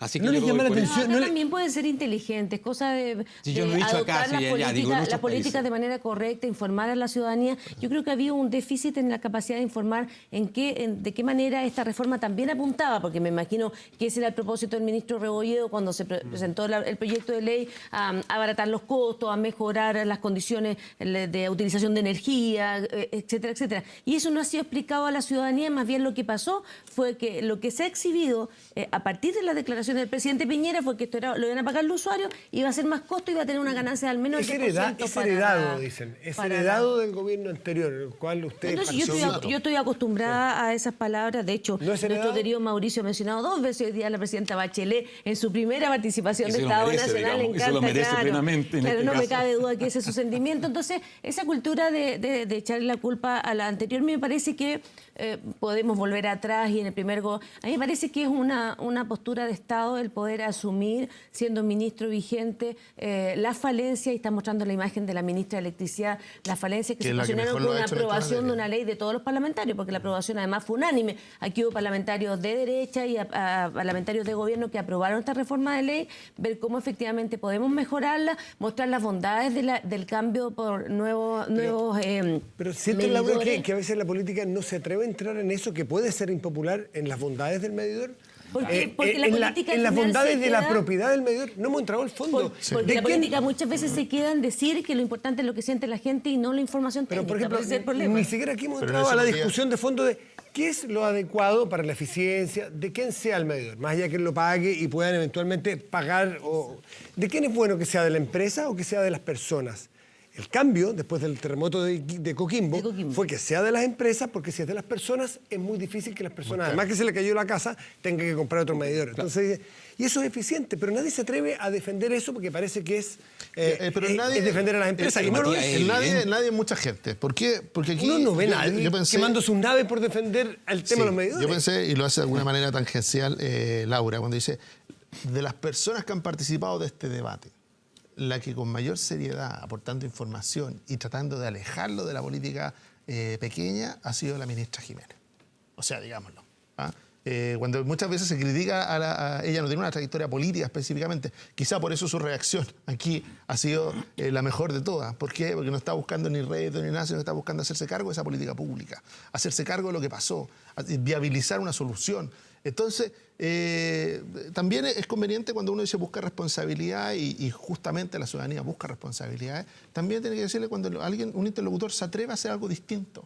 ¿Ah? Perdón, pero yo creo que fue la que dijo que era un problema heredado. Aquí lo vimos en la cuña. Pero sí es un problema heredado, Ah, y lo dijiste no, tú no recién. respecto de esto es la que he dicho, es la que absolutamente la que le ha buscado una solución a este tema y es la que ha explicado la necesidad, porque si uno fuera por la oposición, no habría, por ejemplo, medidores, ya no habría en Chile medidores, se echaría para atrás la medida. Y lo que se está diciendo es no, esto es necesario para Chile. Los medidores, hagámoslo de una manera, es lo que han dicho. Reacción de la oposición. Es lo que dijeron, es lo que han dicho toda esta semana. Mauricio, o sea, escuchar los medios. Pero en eso, solo para terminar, sí, claro. Pues la ministra Jiménez lo que ha puesto sobre la mesa es la necesidad de los medidores. No le ha tenido miedo a sentarse con las empresas, a disgusto muchas veces de las propias empresas. ¿Ah? De hecho, no todas las empresas suscriben. CGE no quiere suscribir la indemnización. Entonces, cuando uno dice, claro, ¿por qué? Porque le hizo sentido esto de, claro, si el medidor finalmente es de la familia, es de esa familia y se va a quedar sin uso, ¿hay espacio para una indemnización? Sí, lo hay. Entonces, en la medida en que esto transita hacia cómo solucionarlo, yo prefiero que el protagonismo lo tomen personas como la Susana Jiménez, como la ministra Jiménez. En el caso de que esto transite de nuevo a la guerrilla corta de la responsabilidad y de la cuestión, bueno, eso bastante improcedente y solo termina alimentando algo que es propio de nuestra política. Mauricio, creemos que el fondo de la ley es absolutamente correcto. El paso a un medidor que te permita programar tu uso de la energía es esencial en una época donde la energía es un tremendo bien escaso. Por lo tanto, la idea del medidor inteligente es súper buena. El problema es que tenemos un problema coyuntural aquí, quien paga por el medidor. Y no hay que confundir una cosa con la otra, porque si vamos a detener una reforma que es de gran importancia, porque no sabemos resolver quién paga, pero estamos haciendo un favor muy pequeño. Mauricio, una interrupción. Para ser riguroso, la ley actual no contempla como uno de los beneficios de los usuarios el que tú puedas saber cuándo vas a tener electricidad más cara. Y, por ejemplo, planificar yo, ya a la noche voy a utilizar la lavadora porque me va a salir más barato. Este proyecto, y por eso yo siempre he hablado repetidamente de la necesidad de una ley corta para ajustarlo, no tiene esos beneficios añadidos. Por eso no ha podido ser tan, como sí sucede en España, sí sucede en Alemania, en donde la gente finalmente lo que le proporciona a la industria eléctrica a los ciudadanos, decirle, mire, si usted lava en estos horarios va a tener la energía más barata. Este proyecto no está incorporado. Esa es la idea, un problema de comunicación. En este proyecto no está incorporado. Para no confundir a la ciudadanía, el proyecto se hacía cargo de la propiedad de los medidores. Nada más. No tiene ese es el origen, el sentido del proyecto. Todo lo demás se tiene que ver en la ley de energía o en una ley corta. Pero es que cuando decimos que, oye, no entremos todo el tiempo a la política de la responsabilidad, el problema de eso es que aquí hay cosas que han pasado que son súper graves. O sea, en la época en que estaba en discusión Hidroaicén, se nos dijo que sin Hidroaicén iba a ser una catástrofe y que Chile se iba a quedar sin energía. El apagón de Chile. Se dijo eso en la política, entre los defensores de Hidroaicén. Y resulta que hoy día, gracias a la energía solar, deberíamos estar bajando los precios. Claro, hubo un cambio tecnológico entre medio. No, un cambio tecnológico. Ese cambio tecnológico debió ocurrir hace 10 años antes, pero se negaban a meter la generadora, a meter la energía solar, porque se calculaba el precio a partir de lo que se estaba usando. Y entonces ocupar cosas más caras, ¿ya? Es decir, petróleo o gas, era más conveniente para las empresas que usar cosas más baratas. Esa era la razón, porque la forma de cálculo era el problema. Entonces, ahora que se mete en la energía solar, resulta que no hubo ningún cambio tecnológico. Los paneles solares existen hace mucho rato. Hace 15 años, Alemania, que no tiene sol, tenía un 15% de su matriz solar. Y no tiene sol. Y nosotros tenemos el desierto con mejor sol del mundo y trabajamos en el 2%. Entonces, el problema de esa responsabilidad, ¿dónde están los responsables de que en ese instante se hayan dicho esas cosas o que se hayan tomado ciertas decisiones o no se haya invertido en energía solar? Es allí donde hay que buscar. Y ahí hay muchos. Pero el problema es cuando se diluye esto, y esto es culpa de la política, y no hay nadie disponible. Y también cuando se adopta una política centralizada. Ayer vengo llegando a Antofagasta y la gente decía, bueno, estos los medidores, ¿cómo nos incumbe a nosotros? ¿Por qué esta ley no establece una política definida para la región que además tiene la mayor cantidad de sol durante el año? Entonces, ¿por qué no hay aquí? Nosotros estamos sometidos a este debate cuando no tenemos a lo mejor tanto que ver y se podría adoptar otro tipo de política. Yo creo que falta esta mirada, dejar de lado la compra de los medidores, que por cierto es un tema para los ciudadanos, pero focalizar, ¿no? Y ahí hay un desafío para la ministra Jiménez, elecciones, no me cabe duda que lo podrá hacer, de poder plantear los otros aspectos positivos de este cambio, que hoy día por lo menos no son observados por la ciudadanía. No solamente la demonización de los medidores que van a pasar, y porque los pobres medidores no tienen culpa ellos, además no pueden defenderse, pero sí hay un grupo que sí se puede defender y que ha salido también muy magullado en esta pasada, de manera indirecta, que es la inversión, el capital privado, las empresas, ¿no es cierto?, que son blanco bien fácil de la política también siempre. Sí. El riesgo que ven ustedes en satanizar a las empresas, en este caso, porque puede traer el día de mañana aparejado un desincentivo a la inversión, y ya tenemos países bien cercanos en temas de energía, que la inversión desaparece. Argentina, Venezuela, que decir, que tiene las reservas más grandes del mundo en petróleo y tiene que comprarlo. El temor a que al final grandes empresas chilenas o internacionales quieran invertir, por ejemplo, en materia de generación solar, Alberto. Esa responsabilidad también a lo privado y a la empresa, ¿cómo la ven ustedes? Yo creo que... Satanizarlas es fácil. No, yo creo que es popular. Cualquier proceso, lo que pasa es que aquí se sataniza un conjunto de actividades, o sea, y se busca que no haya nadie que genere ningún nivel de prestigio. O sea, ese es el resultado de todo un sistema político en decadencia, que todos dicen, no importa qué tan mal estoy yo si el otro está peor. Y esa es la lógica. Entonces no estamos construyendo nada en ese sentido, y ese es el problema, porque aquí el órgano que tiene que producir credibilidad y confianza es la política.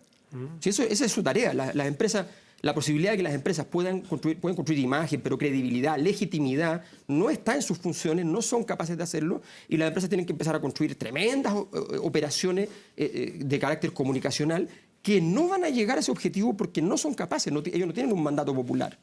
Entonces, el entendido de la empresa moderna es que tiene que entender cómo opera en los lugares que impacta. Pero eso es otra cosa. Pero de ahí a ser capaz de producir legitimidad, que está en el mandato de la política, es una cosa que es completamente distinto. Hay un tema reputacional que ellos tienen que cuidar. Efectivamente, las empresas hoy día, hay muchas veces que efectivamente sabemos que han cometido, son culpables de actos, y hay muchas ocasiones en las cuales sencillamente les llega una papa caliente y no saben muy bien cómo. Yo en eso estoy de acuerdo contigo respecto de la labor de la política hasta el debe en términos de construcción de legitimidad.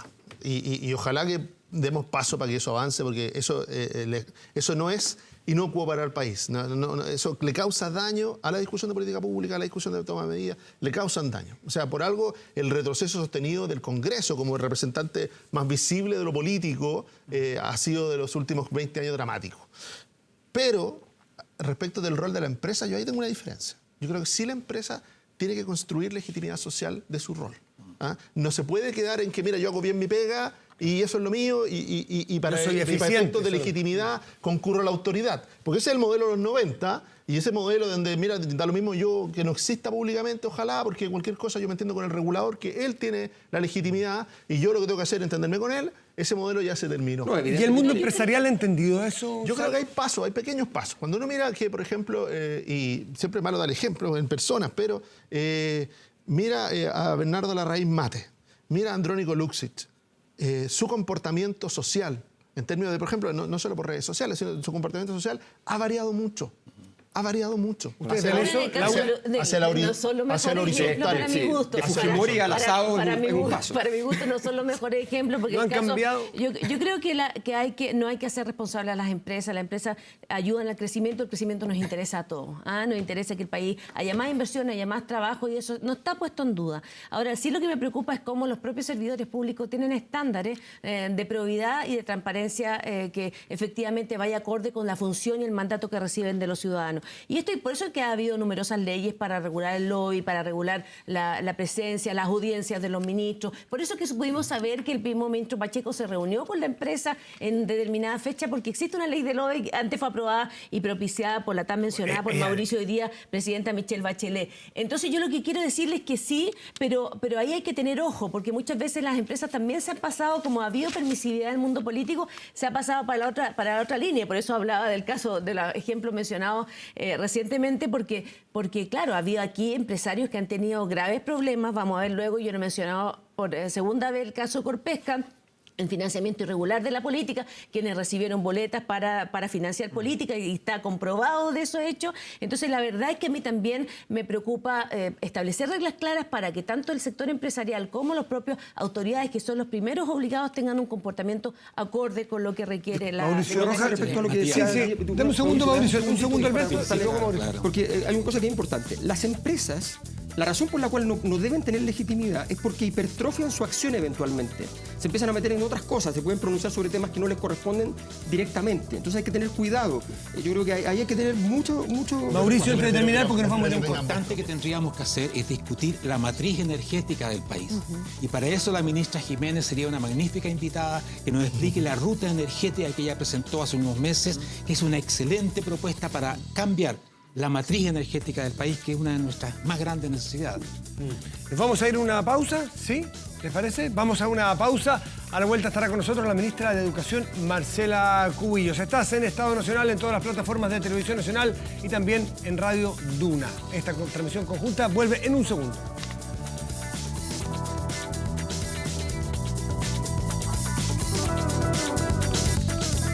Ya estamos de vuelta aquí en Estado Nacional. Les habíamos ya advertido que estaría a la vuelta con nosotros la ministra de Educación, Marcela Cubillos. Bienvenida, ministra, ¿cómo le va? Muy buenos días todavía. Muy bien, muchas gracias. Pati, por No nos favor. va a presentar, Matías. Sí, eso lo iba a hacer ahora. Ya lo conocen todos, dice. Sí, lo que pasa es que esperaba música de fondo. Patricia Venegas, Rodrigo Álvarez, mis compañeros de panel. Por favor, Pati. Ahora sí. Ministra, comencemos con el tema de la gratuidad que ha estado muy presente en la discusión en los últimos días. Esto a raíz de los 27.000 estudiantes, aproximadamente 27.000, que van a perder esa gratuidad porque se han ido retrasando en sus carreras, se han ido echando ramos, por así decirlo. Dentro de los argumentos que ha dado para que no se extienda esa gratuidad está lo que dice en relación con que tiene un costo muy elevado y el foco de este gobierno es la educación preescolar. ¿Qué ha dicho el rector Aldo Valle al respecto? Dice, yo no creo que haya que hacer una opción ética entre los pobres de 3 o 4 años o los pobres de 18 o 20 años. ¿Esa es la disyuntiva que plantea el ministerio? Bueno, yo creo que aquí lo primero es aclarar una cosa. Aquí nadie está quitando gratuidad ni perdiendo gratuidad, porque para quitar o perder habría que tenerla.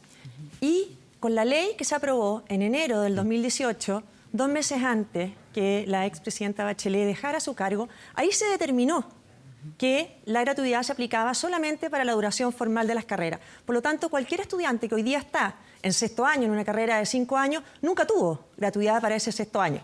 Por tanto, si hay alguien que quitó la gratuidad en ese lenguaje, fue esa ley aprobada. Además, bueno, algo escuché del panel anterior. O sea, aquí hay una especie como de patrón también de haber legislado rápido. No sé si se acuerdan, pero esa ley se tramitó en jornadas maratónicas, en enero, para sacarla. Ahí se diseñó y quedó establecido que fuera para la duración formal. Pero por lo tanto, este gobierno anterior exime a este gobierno de asumir los problemas no exime, pero es para precisar el lenguaje. Por lo tanto, este gobierno no le está quitando la gratuidad a nadie. Ese alumno ya llegó desde enero del 2018 sin gratuidad.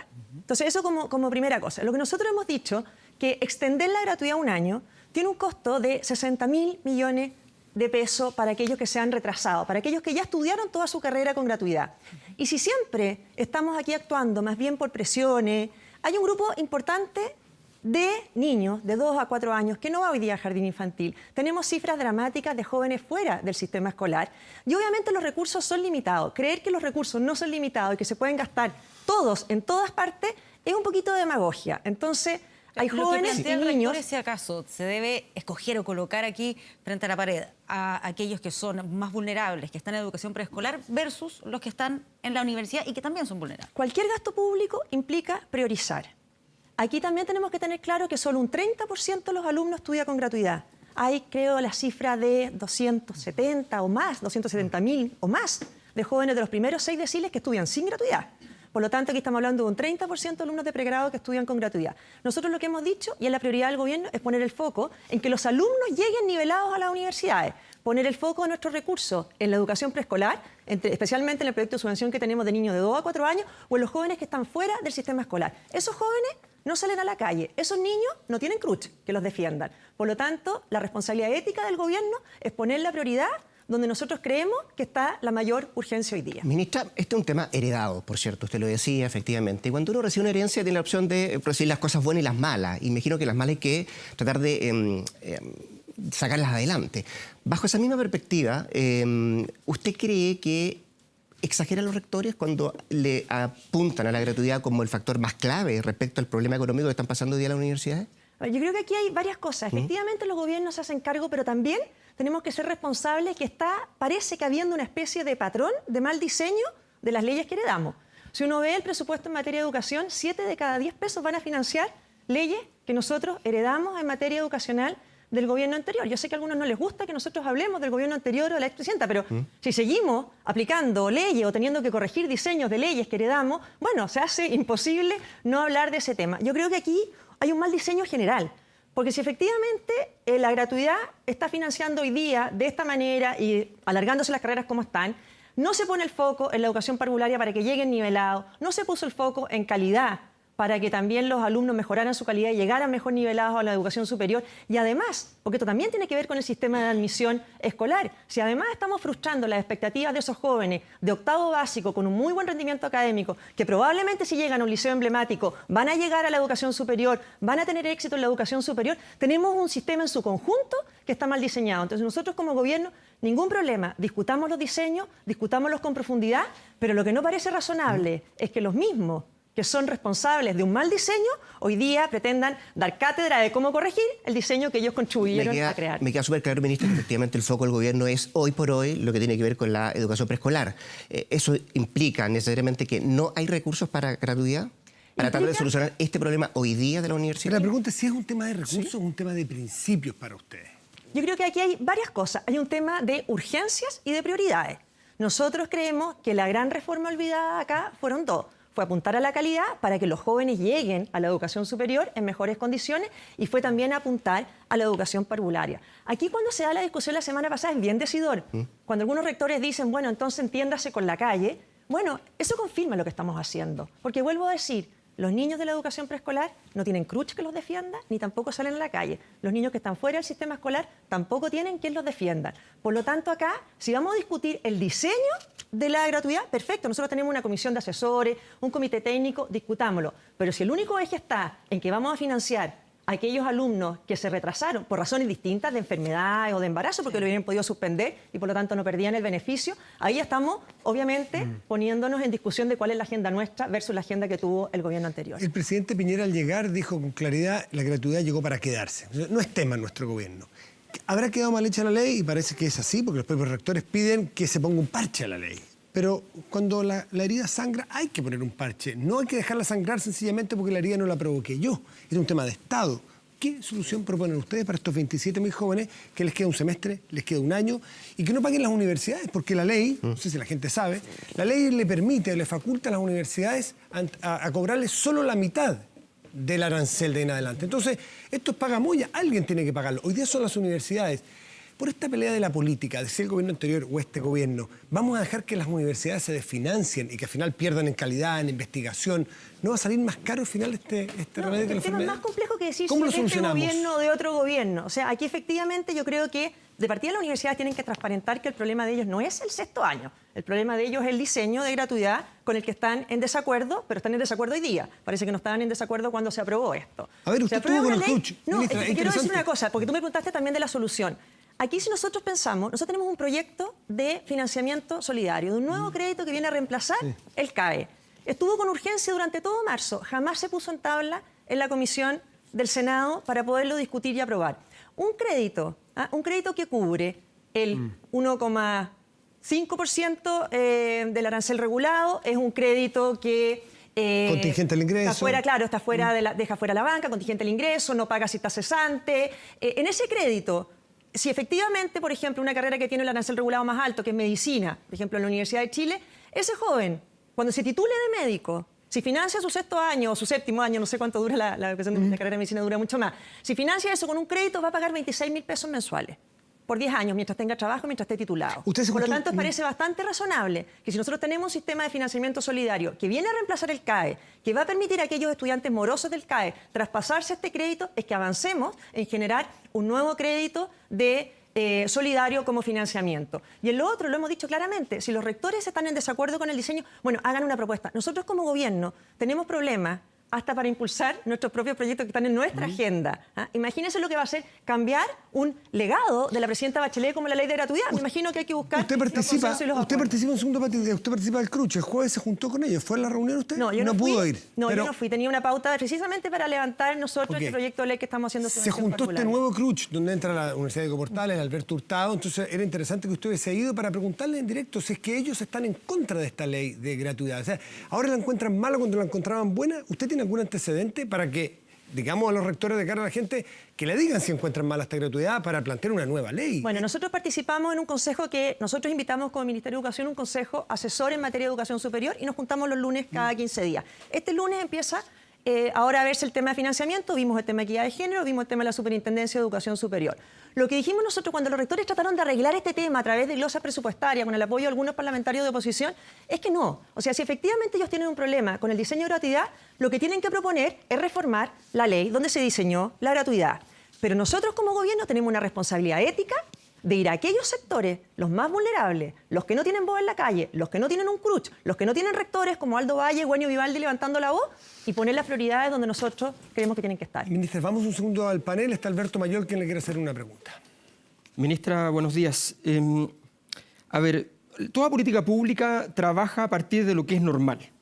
Y es normal para quienes trabajamos en la universidad saber que hay estudiantes que pasan a sexto, en el fondo, o a octavo, si es otras carreras, porque efectivamente se atrasaron con un ramo o una cosa por el estilo.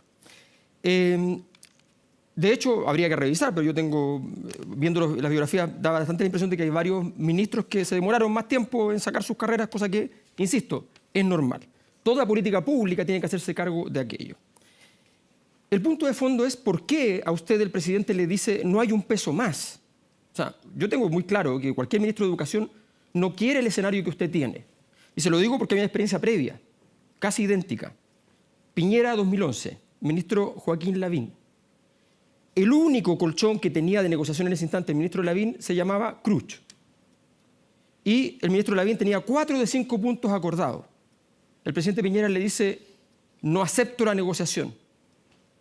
El Cruch se cambia y le dice, ya sabe qué, entonces no podemos trabajar así. Y entonces el movimiento estudiantil se transforma en inmanejable. Entonces ustedes están poniendo una situación que es imposible, es una situación muy, muy difícil. ¿Cuál es el problema si realmente estamos hablando de esto? ¿Cuánto será? ¿El 3,5, 4% del total de la gratuidad? Estamos hablando de un problema obvio que iba a ocurrir sí o sí, cualquier gobierno lo sabe. ¿Por qué entonces no está siendo usted capaz de enfrentarlo y decirle al presidente, ¿sabe qué, presidente? Déjeme a mí administrarlo como me parezca. Aquí yo estoy de desacuerdo en parte importante de la tesis que va en la pregunta. Aquí efectivamente un alumno que se retrasa en su carrera tiene derecho a seguir estudiando su carrera y podrán haber habido miles de personas que por distintas razones se demoraron. Aquí lo que estamos hablando es que un alumno que hizo toda su carrera con gratuidad, si el Estado tiene que financiarle ese año u otro más, porque aquí los rectores, algunos hablan de 2 semestres, hablan de 3 semestres. Bueno, en Argentina tenemos que la gratuidad no tiene tope y el 90% en algunas universidades de los alumnos que ingresan no se titulan nunca. Por lo tanto, aquí el tema está puesto en aquello... Sí, hay instituciones que no se... universidades donde se titula solamente el 10%. Exactamente, que entran y alargan. Hay estudios. Hay otros que te dicen el promedio. ¿Pero qué universidad puntualmente? No sé exactamente, pero esos son los estudios que te dicen. Pero 73% el promedio en Argentina... ¿Son del Cruch, ministra? No, en Argentina. Es que en Argentina donde tienes gratuidad ¿quién eterna? va a querer entrar a una universidad donde solamente se titula el 10%? Gratuidad Por eso le pregunto cuál es el nombre de la universidad. Gratuidad eterna. Tendría que conversar ahora a ver un poco el detalle, pero son estudios que te hablan de gratuidad eterna, que tampoco funciona. Por lo tanto, acá el tema en Chile no es que le está quitando la gratuidad. Lo que nos están planteando es una nueva ley para otorgar un nuevo beneficio Ministra, a los alumnos para extenderle un año más. Ministra, y aquí nosotros creer que los recursos... ¿Pero por qué va a castigar al estudiante? ¿Por qué va a castigar al estudiante? ¿O por qué le va a pedir...? Porque usted dijo que hay que ponerse creativo. ¿Qué es ponerse creativo? Que la universidad... ¿En qué país del mundo la universidad financia una política pública que es idea de un gobierno? O sea, la universidad eso no existe. Entonces, ¿quién paga? Pero si me dejas contestar, si me dejas contestar, porque aquí lo que estamos hablando es creer que los recursos son ilimitados y que por lo tanto vamos a poder financiar toda la gratuidad para los alumnos que se demoren, todo lo que quieran o todo lo que necesiten demorarse. Y al mismo tiempo invertir en otras cosas, eso es demagogia. O sea, efectivamente hay que elegir dónde se gastan los recursos. Este gobierno heredó un diseño porque en enero, o sea, 2 meses antes 2 meses antes, un gobierno y las universidades estaban de acuerdo que este era el diseño correcto. 2 meses después, cuando nosotros asumimos en marzo, ya no es el diseño correcto. ¿Quiere cambiar la gratuidad por el nuevo diseño? Nosotros como gobierno tenemos como prioridad invertir los recursos en la educación parvularia, en los jóvenes que están fuera del sistema escolar, y eso es la prioridad que nosotros tenemos hoy día, porque son estudiantes que no están siendo representados, que no tienen voz en los programas de televisión, que no tienen columnistas muchas veces que lo defiendan y que no tienen una organización en esa materia. Ministra, ¿cuán efectivo, no sé si usted maneja esa cifra, maneja ese dato, cuán efectivo efectivamente es que se están postergando titulaciones? Y no solamente titulaciones de cualquier carrera, sino de carreras como medicina, oftalmología, que son importantes para este país. ¿Usted maneja ese dato? Así es, yo creo que aquí también las universidades tienen que hacerse corresponsables de la titulación oportuna. Y las universidades tendrán que ver, o bajan también los años de carrera, o de qué manera nivelan de manera más oportuna, porque aquí la responsabilidad también es de las universidades, que ellos admiten y seleccionan a estudiantes que al parecer no pueden titularse oportunamente. Por lo tanto, aquí hay una corresponsabilidad por parte del Estado de financiar la gratuidad como está establecida, por parte del estudiante de sacar su carrera a tiempo si está siendo financiado con gratuidad, y por parte de la universidad también de hacerse responsable y de tener políticas adecuadas para la titulación. Nosotros como Estado o como gobierno es bastante más eficaz que gastemos en las universidades en ayudar a la titulación oportuna que en seguir financiando con gratuidad a jóvenes que se puedan atrasar mucho más en sus carreras. Sí, solo un punto antes de pasar al otro tema, que me queda la duda, porque usted dice, obviamente es fundamental la educación preescolar y esa es la prioridad de este gobierno, pero si uno revisa los datos de los efectos que tiene como en movilidad social, las universidades en Chile, las personas adultas con educación superior reciben sueldos un 137% más alto que quienes terminaron la educación media. Es una cifra que saqué de la propia página del Ministerio de Educación. Por lo tanto, ¿no debe ser también una prioridad considerando el impacto social que tiene? Exactamente, pero no partiendo por el final, sino que partiendo por el principio. Porque un niño que no va a jardín infantil llega a primero básico con una brecha que casi es imposible subsanar. Tenemos hoy día niños en cuarto básico de las escuelas con resultados insuficientes, las que llevan 3 años con malos resultados, niños que saben un 15% de lo que deben saber. Entonces, esos niños ya llegan a la educación superior con una brecha imposible. Entonces, ¿ponemos el esfuerzo al final como lo puso el gobierno anterior o ponemos por alguna vez y con valentía y con coraje el esfuerzo al principio? ¿O colocan el esfuerzo los dos? Para partir, pero los recursos son limitados. Por lo tanto, aquí ya estamos hablando de estudiantes que tienen gratuidad para su carrera completa y a los cuales les vamos a ofrecer un crédito que les va a permitir, cuando se titulen, pagar cuotas que estamos hablando entre 5.000 pesos y 20.000 pesos, cuando tengan trabajo y estén titulados. Por lo tanto, esos recursos, por alguna vez, y este gobierno tiene, y el mandato del presidente, el coraje y la valentía para ponerlos al inicio y empezar a nivelar la cancha desde el principio. Mauricio Rojas, por favor. Ministra, un gusto. Yo creo que usted asume un gran riesgo político con lo que está haciendo. Hay 27.000 ahora personas que están dispuestas a marchar, pero yo alabo realmente que se priorice bien y que se diga claramente que los recursos públicos no son inagotables y que hay que ponerlos donde éticamente corresponde, pero el riesgo político está allí. Sin embargo, yo quisiera moverla hacia otro tema, el tema de la admisión justa. Quiero que usted me diga por qué es tan importante esa admisión justa, por qué ha salido en una gira que ha sido muy debatida a defenderla, ¿qué hay en eso? Bueno, no es que haya salido una gira, estoy permanentemente escuchando y reuniéndome con apoderados. La semana pasada tuvimos muchas reuniones de apoderados en la región metropolitana, porque este es el primer año en que se va a empezar a aplicar este sistema de admisión en la región metropolitana. Y los papás no saben lo que están a punto de perder. Hace una semana, el lunes pasado, en una reunión con un grupo de apoderados, una mamá de Conchalí que me decía que estaba muy tranquila porque su hija tenía un 6,8 promedio y quería postular al liceo emblemático que ella quería. Y no sabe que este año ese 6,8 no le va a valer. Su mérito académico para elegir el colegio no le va a valer. Por lo tanto, nosotros creemos que acá hay una discusión de fondo tremendamente importante y de justicia. En aquellos colegios o en aquellos liceos que tienen más postulantes que cupo, a partir de séptimo básico, a nosotros nos parece fundamental, cuando el proyecto educativo es de alta exigencia académica, que se considere el mérito académico de ese joven. Lo vimos a lo largo de todo Chile. Nosotros entendemos que hay jóvenes que surgen y viven en condiciones muy desfavorables, de mucha vulnerabilidad. Y a ellos les tendemos siempre una mano en materia educacional. Pero también hay jóvenes que en esa misma situación de vulnerabilidad también le han logrado ganar a la vida y aspiran a llegar al liceo que les va a permitir llegar a una buena educación superior y salir adelante. Ese joven es tremendamente injusto decirle en octavo básico que su esfuerzo, que su mérito no vale. Y esos testimonios los estamos recogiendo a lo largo de todo Chile. Ministra, yo he leído una serie de críticas al concepto de mérito, que dicen que lo único que hace es fortalecer ventajas de algunos alumnos que vienen de la cuna, de la familia, etc. ¿Y cuál es la respuesta a eso? A mí me encantaría que muchos de los que dicen eso me hubieran acompañado en estas reuniones y me acompañen ahora. Porque cuando uno está con una joven de Lonquimay, con su mamá, y que aspira a ir al Liceo de Temuco, o un joven que aspiraba a ir en Linares, o mujeres que estaban en zonas rurales y al Liceo de Copiapó, esa cara del mérito no es la cara de un privilegiado. Esa es la cara de una familia tremendamente esforzada, que eligieron ir a clase en vez de estar quizás en la calle, que eligieron sacarse la mugre para asistir y para esforzarse. Por lo tanto, yo creo que acá, por un lado, nosotros como educación le tendemos la mano a todos los jóvenes para mejorar la calidad y sacarlos adelante, pero también frustrarle o ponerle un portazo de un día para otro a ese joven que se esforzó y que miraba estos liceos emblemáticos como un camino para llegar a tener mejores oportunidades, también es tremendamente injusto. Está claro que el proyecto, antes de que ingresara al Congreso, ya tenía polémica, lo estamos conversando acá, pero el proyecto ingresó separado al Congreso. ¿A qué responde eso? ¿A una estrategia legislativa? ¿Responde a que efectivamente usted cree que puede haber mayor consenso si entra separado el proyecto cuando hemos visto y lo hemos conversado acá? Hay mucha reticencia a admisión justa. Mira, nosotros lo que queremos es solucionar el problema. Yo creo que aquí vemos dos problemas cuando lo hemos visto acá. Hay gente que de un minuto para otro se encontraron con que su rendimiento académico no valía al momento de seleccionar. De un minuto para otro. El año pasado en regiones y este año en la región metropolitana. Queremos dar solución. Entonces, cuando uno quiere dar solución, busca los mejores caminos en el Congreso porque no tenemos los votos para lograr sacar adelante y mejorar esto. Si nosotros logramos permitir que el mérito sea valorizado al minuto de postular un liceo emblemático antes de junio, va a poder aplicar para este año. Por lo tanto, los jóvenes de la región metropolitana que hoy día aspiran con su antecedente académico, con su rendimiento académico postular, lo podrían hacer. Entonces, hay un afán también de ir dando soluciones. Y el otro proyecto que ingresamos por el Senado apunta a algo bien fundamental, que es a tener también un 30% por proyecto educativo y que el resto entre a este sistema centralizado con prioridades nuevas. Los niños de la residencia del Sename hoy día no están priorizados.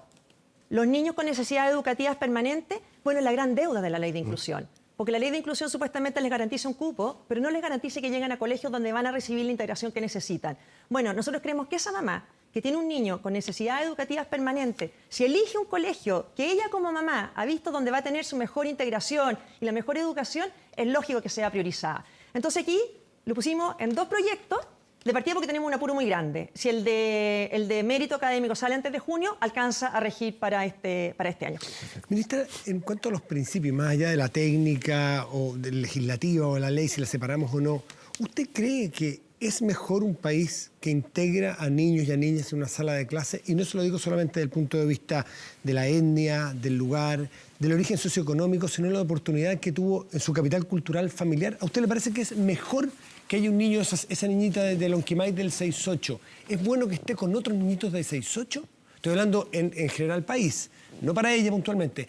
¿Cree que ir segregando, ir descremando? ¿O cree que es bueno que en una sala de clase unos empujen a los otros, se genere una cosa solidaria y que en la última línea la educación chilena se beneficia? Aquí hay dos cosas, porque el proyecto de nosotros es mérito con inclusión. Nosotros en el mérito también estamos hablando de un 30% de alumnos prioritarios, 20% de alumnos preferentes, un 50% de alumnos vulnerables, entre ellos. Pero con criterio usted. Sí, completamente. Yo creo que siempre es bueno la integración, pero aquí estamos hablando de colegios no solamente de buen desempeño, sino que su proyecto educativo es de alta exigencia académica. También hay que tener mucho cuidado cuando ingresa a un proyecto de alta exigencia académica un alumno que no quiere ese proyecto de alta exigencia, porque también podemos terminar en deserción, en ausentismo. Por lo tanto, aquí también hay que tener un equilibrio. Y lo otro que a mí me parece preocupante, es que a veces hay un cierto interés de hacer ingeniería social con hijos ajenos.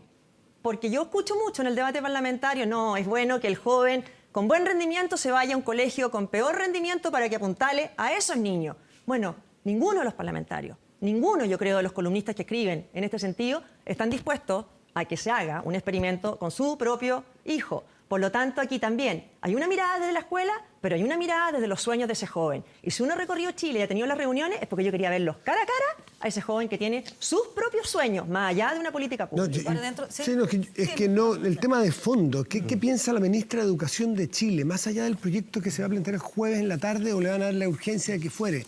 ¿Qué piensa la persona que está diseñando la política pública de la educación en los próximos 20, 25, 30 años sobre el descreme, sobre los que se están quedando abajo? Lo de arriba me queda claro, los niños del 6-8. ¿Qué pasa con esos otros? ¿Cómo los quiere integrar? Insisto, se integran y se sacan adelante.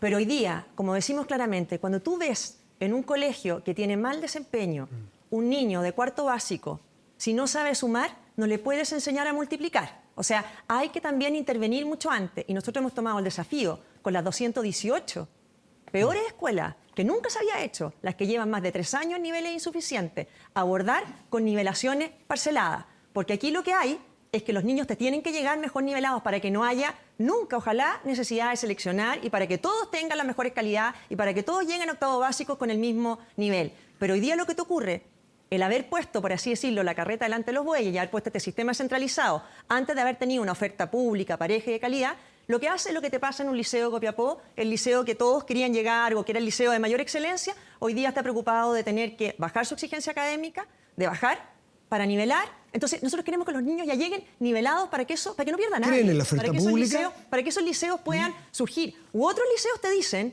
en Talca yo estaba con algunos, me decían, nosotros no vamos a bajar el nivel de exigencia. Y resulta que llegaron muchos niños que no están acostumbrados a alta exigencia. Bueno, ¿quién se va a hacer cargo después? Porque uno de los principales, el principal factor de deserción el principal factor de deserción escolar es el rendimiento académico. Entonces también tenemos el riesgo que ese alumno en un proyecto educativo de alta exigencia, sin haber llegado con la preparación suficiente, lo tengamos quizás desertando a mediados de año. Pati y luego Laura Albornoz.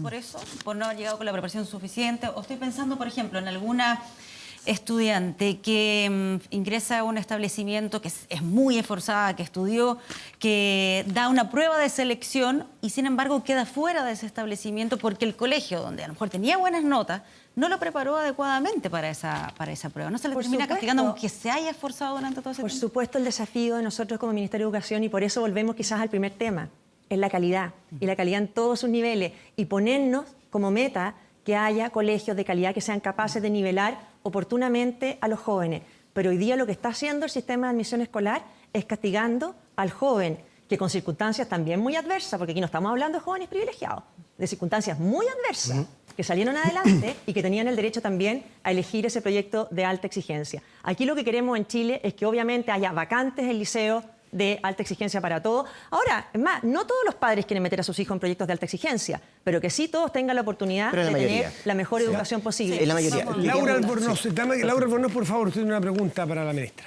Hola, buenos días, ministra. Buenos días. Mire, escuchándola uno cae en la convicción o se forma la idea de que aquí impera una lógica de que el gobierno que llega desarme lo que hizo el gobierno anterior o reabre un debate generando una cierta incertidumbre en temas que son complejos. Fíjese que según las encuestas que se tienen a la vista, el 78% de los estudiantes que eligieron alguna de las 3 preferencias quedaron en alguna de las preferencias que ellos eligieron de las 3 primeras. El 59% de las familias que postularon a su estudiante quedaron en la primera selección bajo el sistema de la ley que hoy día está vigente. El 84% de los apoderados consideraron que era un sistema sencillo para postular y el 88% de los colegios indicaron que la plataforma era una plataforma útil, amigable para poder hacer la selección. Yo me pregunto, bajo esta lógica y atendiendo particularmente lo que usted señalaba, que este gobierno está teniendo problemas para avanzar en sus proyectos, será por el déficit en el Parlamento, por la propia capacidad de gestión. ¿No parece de toda lógica escuchar lo que han dicho, que afirmó en un principio el exministro Varela, pero también la evidencia que muestra hoy día los estudios del CEP, que no podríamos decir que son centros de estudios de la oposición, o las opiniones de Silvia Izaguirre, Gonzalo Muñoz, etcétera, señalando que el sistema de admisión escolar es el mejor sistema que se puede tener para asignar eficientemente y sin discriminación los cupos en los colegios, y volvemos a tomar esta retórica o esta estrategia política de seguir tratando de desarmar aquello que hizo el antiguo gobierno? A mí me preocupa porque particularmente lo que hemos observado del Ministerio de Educación es un énfasis puesto justamente en hablar de quitar o de terminar con lo que hizo el gobierno anterior y poder ponerse o preocuparse o poner el foco en otro asunto. Yo no me voy a referir a los 27.000 estudiantes que se quedaron sin gratuidad este año, pero sí me preocupa que en definitiva todo su accionar esté centrado en eso, no para profundizar efectivamente en lo que todos queremos, que es tener más calidad en el aprendizaje de la educación. Bueno, aquí también yo creo que se ve una contradicción, y con todo respeto, porque cuando se trata de cambiar una ley que no quieren que cambiemos, estamos desmantelando, desarticulando, no sé, pero cuando nos piden corregir una ley que parece que no quedó tan bien como la de gratuidad, nos piden háganse cargo, corríjanla. Entonces yo creo que aquí nosotros tenemos el legítimo derecho también a hacernos cargo de algo que planteamos en nuestro programa de gobierno y con el cual el presidente fue elegido, que era recuperar el mérito y recuperar el derecho pero los a elegir dicen de que los justamente padres. hay conformidad y entre de todas la las cifras, familia, ¿no? Sí, pero me quisiera contestarle. Entre todas las cifras que usted señala, yo creo que hay otras que también... primero, bien importante que respecto de qué se compara, porque anterior tampoco había cifra de cuánto quedaba. Y en el estudio del CEP que usted menciona, la propia Silvia Seguira y el estudio del CEP dice que no hay grandes cambios en relación a los alumnos prioritarios y cómo eligen los colegios. Por lo tanto, ya van en la conclusión de que probablemente los padres eligen mal, lo que me parece que también es bastante curioso porque los padres son los principales educadores y ahí podemos tener una diferencia ideológica. Nosotros queremos que los padres sean los que eligen y que no reemplace el Estado el rol de los padres. Entonces, creer que los padres están eligiendo mal ahora que tienen la plataforma completa para elegir también es furioso. Pero usted dice que el estudio del CEP se equivoca, entonces. No, el estudio del CEP lo que dice es que no corrige o no cambia nada en cuanto a las opciones de los alumnos prioritarios. Entonces, si a los alumnos prioritarios no los está perjudicando ni beneficiando, ¿a quiénes está perjudicando el sistema de admisión escolar? Nosotros las cifras que tenemos es que está perjudicando en mayor medida a aquellos alumnos que venían de los principales o de los mejores porcentajes de rendimiento de sus colegios, porque al final los alumnos prioritarios están quedando más o menos en los mismos colegios. Ahora, de este proyecto se trata de no desmerecer a nadie, sino de mejorar y de corregir lo que estaba quedando mal. Fantástico, hoy día mucha gente nos dice a nosotros también que se les había dicho que ahora sí iban a poder elegir y cuando 1 de cada 2 no queda en su primera preferencia, también es una cifra fuerte, porque cuando no hay una educación pública, pareja y de calidad, la gente te dice, y te lo dicen en regiones, te lo dicen en comunas, ministra, yo tengo una colegio, 2, Ministra, no tengo 3, 4, 5, 6, 7. de reconocer que usted sin duda alguna ha estado en la calle escuchando a los apoderados, a mí me parece también importante que el gobierno, y se lo digo con todo respeto, pueda hacerse cargo de las encuestas que hablan justamente de un nivel de satisfacción importante respecto del proceso de la ley que está vigente. Entonces, la verdad es que mi preocupación tiene que ver con cómo usted logra compatibilizar aquello que efectivamente es un logro y un avance, una mayor inclusión y no retrocedemos en implementar de nuevo una política que establece esta segregación tan odiosa de la cual efectivamente es un efecto negativo para lograr la tan ansiada igualdad. Entonces, yo solamente he citado aquí estudios que, insisto, son de instituciones técnicas respecto a las cuales a mí me preocupa seriamente de que la autoridad pública no los conozca, no los interpretemos todos de manera similar. Bueno, aquí le estoy hablando no de encuestas, le estoy hablando de los datos. Los datos del sistema de admisión escolar arrojan que 1 de cada 2 de los estudiantes no quedaron en el colegio de su primera preferencia. Cuando se hace el análisis, efectivamente, los alumnos, porque aquí lo importante es en aquellos colegios o niveles donde había más postulantes que vacantes, porque los otros no cambia nada, era simplemente postular y quedar inscrito. Por lo tanto, es ver a quiénes se está perjudicando para corregirlo. Si aquí nadie quiere desmerecer o desmejorar a quienes han mejorado en su proceso, pero a quiénes está perjudicando. Y hoy día los datos que nosotros tenemos es que si el 51% queda en su primera preferencia, cuando hablamos de los jóvenes con mejores rendimientos, son mucho más bajos los porcentajes y entonces ahí es que ante iguales cupos, ¿qué es lo que es más justo? ¿Si un sistema centralizado, azar, aleatorio o que se considere, como me decía una niñita, no me consideraron ni siquiera mi asistencia? ¿Usted cree que no me consideraron consideraron entonces todo el sistema y no mejorarlo? Lo digo también a propósito de los niños con necesidades especiales, porque yo me pregunto a propósito de lo que usted decía recién, a propósito de los niños con necesidades especiales, ¿qué necesidad hay de presentar una nueva ley? ¿Por qué no aumentamos simplemente los cupos para esos niños con necesidades especiales, que es una facultad que podría usted llevar adelante? Ya, pero es que ahí está, entonces, confundía los proyectos que estamos presentando, con todo respeto, pero aquí nosotros estamos presentando 2 proyectos para mejorar el sistema. Uno, para efectivamente hacerle justicia a partir de séptimo básico a los niños que tienen mérito. Y en el otro, para hacer más justo el sistema de admisión escolar. Hoy día, el niño con necesidades educativas especiales permanentes que no postuló en la primera etapa a través del PIE, no tiene una preferencia si postula en el sistema general. Esa mamá, yo me encontraba en Antofagasta con una mamá que tenía un niño con autismo.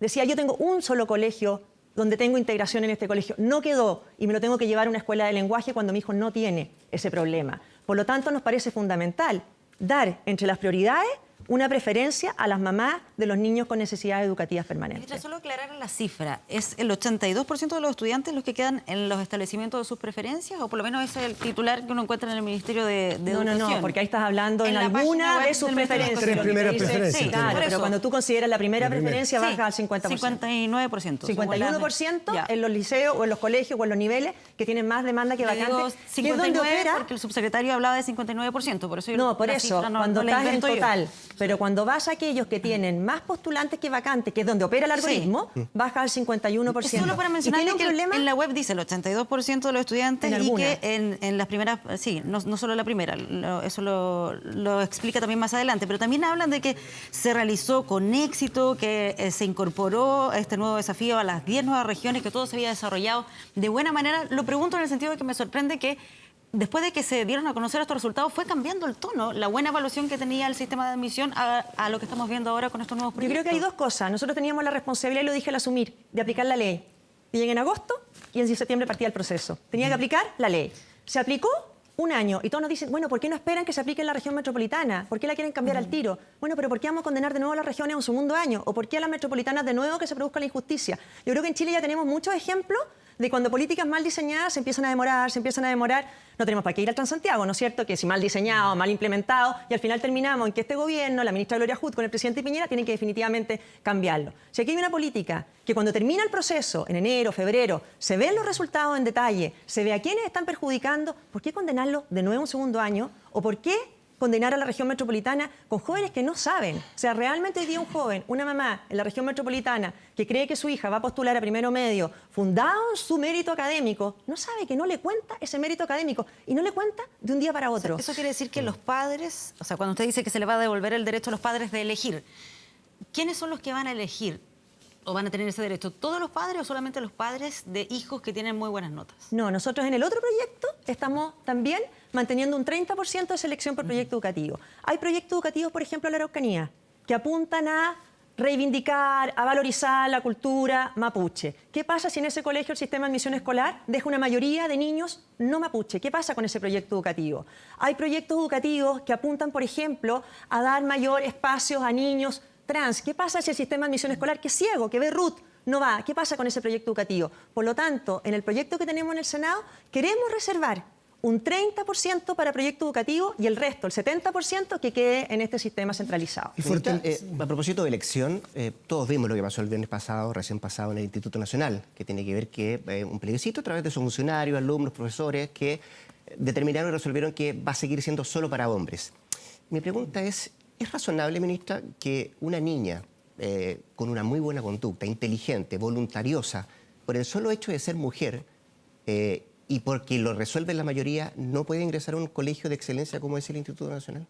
Bueno, yo quería que fuera mixto, y lo dije desde el comienzo. A mí me gustaría, y creo que la educación, el mundo va para allá, y sobre todo que la educación pública fuera mixta. Me parece importante escuchar las opiniones de las comunidades educativas, pero tengo mis dudas de si es correcto que sean vinculantes las opiniones de las comunidades educativas cuando se trata de temas como estos. Mi opinión personal es que debiera apostarse, y sobre todo en la educación pública, a una educación mixta en todos los colegios. ¿Y eso debería resolverlo un ente externo, dice usted?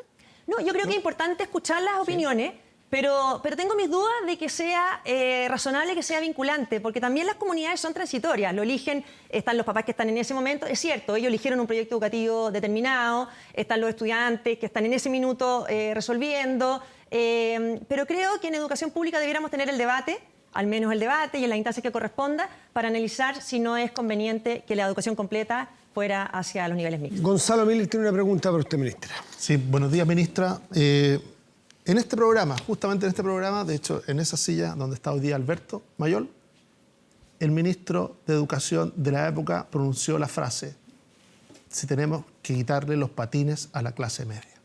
Tenemos que quitarle los patines a los que van muy rápido en la educación. ¿Para qué? Para nivelar, para frenarlos, nivelar hacia abajo. Y yo creo que ese espíritu develado abiertamente, discutido durante todo el periodo y protagonista de la campaña electoral, es exactamente el nervio que se toca con este proyecto, el de admisión justa. Es de alguna manera cambiar esa sensación que caló muy hondo en la clase media chilena, esa clase media que sí sabe de mérito, que no necesita que ningún burócrata le explique lo que significa el mérito, no necesita que ningún burócrata elija por él el colegio, que sabe que el sacrificio que hace por sus hijos tiene que ser parte de la fórmula. No la única, pero sí parte importante de la fórmula. Y por eso que lo recoja este proyecto me parece no solamente razonable, no solamente que se hace eco de esa realidad, sino que también quizá de la mejor manera expresa lo que es la buena política. Es decir, si yo hago campaña, convenzo a una mayoría de chilenos de que mi proyecto tiene que ver con estos valores, con recuperar el derecho de los padres a elegir, con recuperar la libertad para poder tomar mis propias decisiones, que mi esfuerzo y mi sacrificio sean el motor y la responsabilidad personal sea parte importante de cómo se producen los resultados, en este caso la selección de los colegios. Hoy día hay una ministra que con valor y con coraje se está haciendo cargo de esa discusión. ¿Dónde va la pregunta? Justamente usted dijo, hay un proyecto donde hay una falla evidente, el de gratuidad. Y de hecho, la izquierda chilena le dice, ministra, corríjalo. Uno podría decir, oiga, cada uno de los rectores que está levantando la voz hoy día suscribió personalmente, tomó la decisión, no colectiva, personalmente de adscribir a ese proyecto. Es decir, cuando tomó la decisión de meter a su universidad la gratuidad, lo hizo sabiendo de que se le iba a pagar a los alumnos, a los que lo eligieran, se les iba a pagar solamente los años de estudio. Entonces es una decisión consciente. Entonces cuando uno habla de responsabilidad personal, poco se ha hablado de eso, de esa decisión consciente de los rectores. Porque hoy día aparece y se empieza a ocupar la palabra de que se le está quitando la gratuidad, como lo dijo usted, a quienes no la tuvieron, y de hecho esos rectores aceptaron eso al momento de suscribirla. Y por otro lado, está lo de la admisión justa, un proyecto donde pareciera que no hay nada que tocar. Y como en educación, como suele pasar mucho en educación, son fenómenos muy complejos, donde tomar alguna cifra o alguna evidencia muy a la ligera, podemos tomar decisiones equivocadas. Gracias, Gonzalo. Yo entiendo que la gratuidad y admisión justa fueron producto de una gradualidad. Se tomó una decisión, buena decisión. Si no, todo lo que está hecho para atrás es malo. Yo creo que el hecho que haya sido gradual es bueno, pero hay que preguntarse, ¿por qué se hizo gradualmente? Porque se quería evaluar, así como se hizo en otras reformas, cómo se hacía. Entonces, ¿de qué manera hay o no diálogo? ¿Ve usted espacio o no en algunos de los personeros que fueron protagonistas de aprobar esas leyes para corregirlas, para mejorarlas? Ministra. Bueno, lo primero, yo creo que efectivamente la frase de quitarle los patines a los que iban más rápido, lo más grave fue que no fue solamente una mala frase o una cuña, sino que fue una política. Y yo creo que se tradujo en leyes como esta y en postergar otras más importantes. Nosotros el plan de lectura precioso que estamos lanzando, que es para que todos los niños aprendan efectivamente a leer en primero básico, lo tenemos graficado, que es ponerle patines a todos los niños para que puedan, porque si no se atrasan después en todos los aprendizajes. Ahora, grados de acuerdo, de apoyo para distintas leyes, yo creo que el lugar donde se debate obviamente que es en el Congreso. Y nosotros, la gente sabe que el gobierno no tiene los votos suficientes para impulsar su reforma. Por lo tanto, aquí lo más importante, y lo hemos dicho claro, yo quiero que se entienda lo que estamos defendiendo, lo que estamos peleando, lo que queremos corregir en el sistema de admisión. Si después no contamos con los votos, bueno, yo creo que va a ser un tema que va a quedar pendiente de nuevo para la siguiente elección presidencial o la siguiente elección parlamentaria. Y en materia de gratuidad, tal como tú lo decías, yo creo que aquí falta una parte, porque no es que los rectores nos estén pidiendo arregle este problema, nos están pidiendo mande una ley que cree un nuevo beneficio para que dé más gratuidad a alumnos que hoy día, por la ley anterior, no la tienen. Si lo que ellos quieren de verdad es cambiar el diseño, bueno, yo espero que en este Consejo Asesor que tengamos propongan ese cambio de diseño. También lo negocien con aquellos parlamentarios que estuvieron del lado de ellos en el diseño que se generó, porque si no, haga lo que haga el gobierno, nosotros no tenemos los votos en ese sentido. Por lo tanto, las soluciones también tienen que venir de los mismos que contribuyeron a crear el diseño que hoy día, 2 meses después, porque esto se aprobó en enero del 2018, en marzo ya estaban criticando. Ministra Cubillos, la quiero agradecer por estar Estado Nacional aquí. Y solo a mí me queda una preguntita dando vuelta. Usted demostró que quería mixto, que le parecía dudoso si es que tenía que ser vinculante la decisión de las comunidades escolares. ¿Va a hacer algo al respecto? Yo creo que hay que abrir una discusión. Yo ya vi ayer que había parlamentarios de distintos sectores que querían llevar esta discusión al Congreso. Yo creo que se han cometido tantos errores a veces aquí cuando se discute rápido, se dan soluciones rápidas, pero tiendo a pensar que en materia de educación pública debiéramos avanzar, ojalá lo más rápido posible, a colegios mixtos, respetando también las comunidades educativas, porque tampoco hay que pasar por encima de familias que eligieron un proyecto educativo. Por eso le pregunto, ¿se va a hacer algo o vamos a dejarlo así? ¿Vamos a ver el Instituto Nacional el próximo año y los años que siguen solamente de hombres? ¿O usted tiene...? Porque la autoridad es la autoridad. Sí, se pero eligió una también autoridad. pero aquí hay sostenedor también. Hay sostenedor, hay autoridad en los colegios, hay libertad de enseñanza, pero yo creo que la discusión ya se abrió y va a seguir abriendo. ¿Va a seguir siendo de hombres en el Instituto Nacional? Bueno, los ya lo años de acaban de enero? resolver y hay un sostenedor. Por Entonces eso, pero va a seguir siéndose. Le acabo de decir, yo soy partidaria de que este debate se tenga y se tenga luego. Y lo dije, yo quisiera que fuera mixto y tengo mis dudas de que si a la larga son el escuchar la opinión de las comunidades, si tiene que ser vinculante o no en una decisión como esta, sobre todo cuando estamos hablando de educación pública. Ministra Marcela Cubillos, muchas gracias por estar en el Estado Gracias a Nacional. ustedes. Rodrigo Patti, muchas gracias. Pausa y volvemos aquí a la mesa.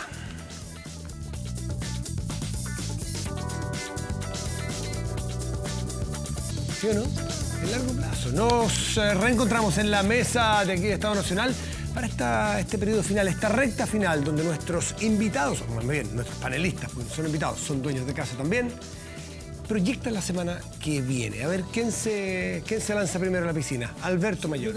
A mí me queda muy claro, a partir de lo que... Porque había algunas entrevistas a la ministra anteriormente, pero en esta es particularmente claro que hay un diseño por atacar los fundamentos y la operación de la gratuidad. O sea, yo veo que el gobierno va a construir un escenario y va a ir avanzando en decir la gratuidad no funciona. Suena bonito, pero no funciona. Ese es como el diseño. Yo creo que eso pasó aquí en el programa y me parece muy claro y creo que va a tomar rienda. Lo otro que pasó acá fue que Miller le hizo un queque a la ministra, pero bueno. Alberto, en breve. Hay riesgo, que lo planteó Mauricio, pero breve, porque queda poco minuto, de que esto se convierta en calle. O sea, es evidente que yo creo que incluso el diseño del gobierno es con calle.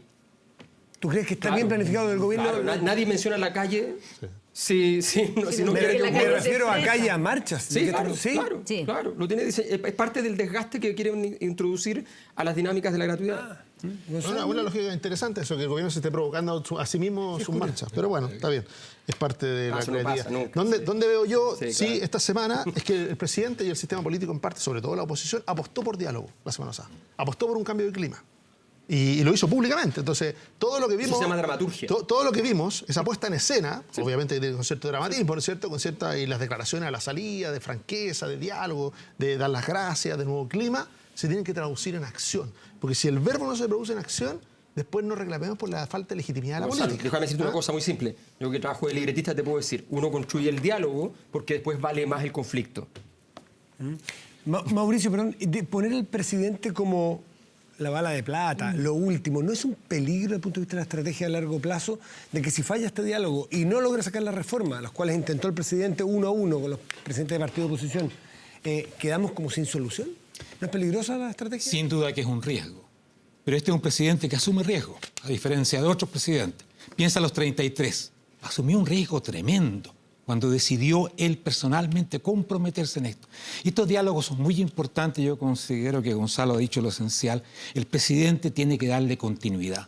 Continuidad en las propuestas legislativas, continuidad en todo sentido. Si no, sería como algo que se intentó, un juego que no resultó, y el presidente ahí sí que perdería muchísimo. O sea, él tiene ahora que darle continuidad. Para la próxima semana yo esperaría que efectivamente el presidente, si esa es la estrategia que eligió, la continuara, porque la verdad que en esto recibimos de todo, pues, zanahoria y garrote, y la verdad que no me parece que es la forma más democrática de hacerlo.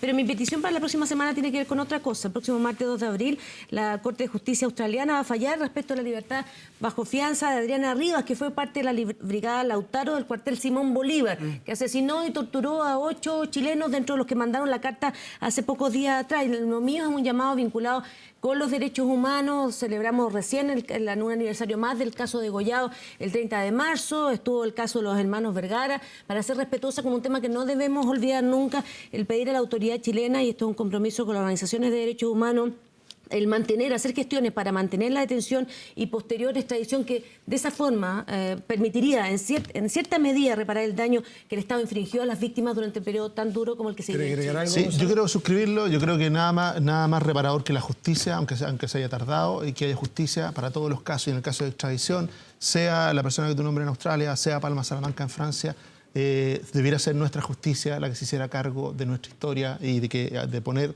por delante y que asuman su responsabilidad aquellos que cometieron delitos. ¿Y Cardóvez también? Todos.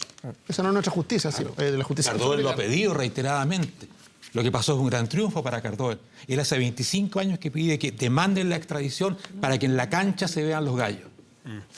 Bueno, Mauricio Rojas, Gonzalo Mírez, Laura Albornoz, Alberto Mayol, les quiero agradecer por haber compartido esta mañana y con ustedes en sus casas. Los dejamos invitados para que sigan las pantallas de TVN y nos reencontramos el próximo domingo con más temas públicos en su canal TVN. Muy buenos días, buen domingo.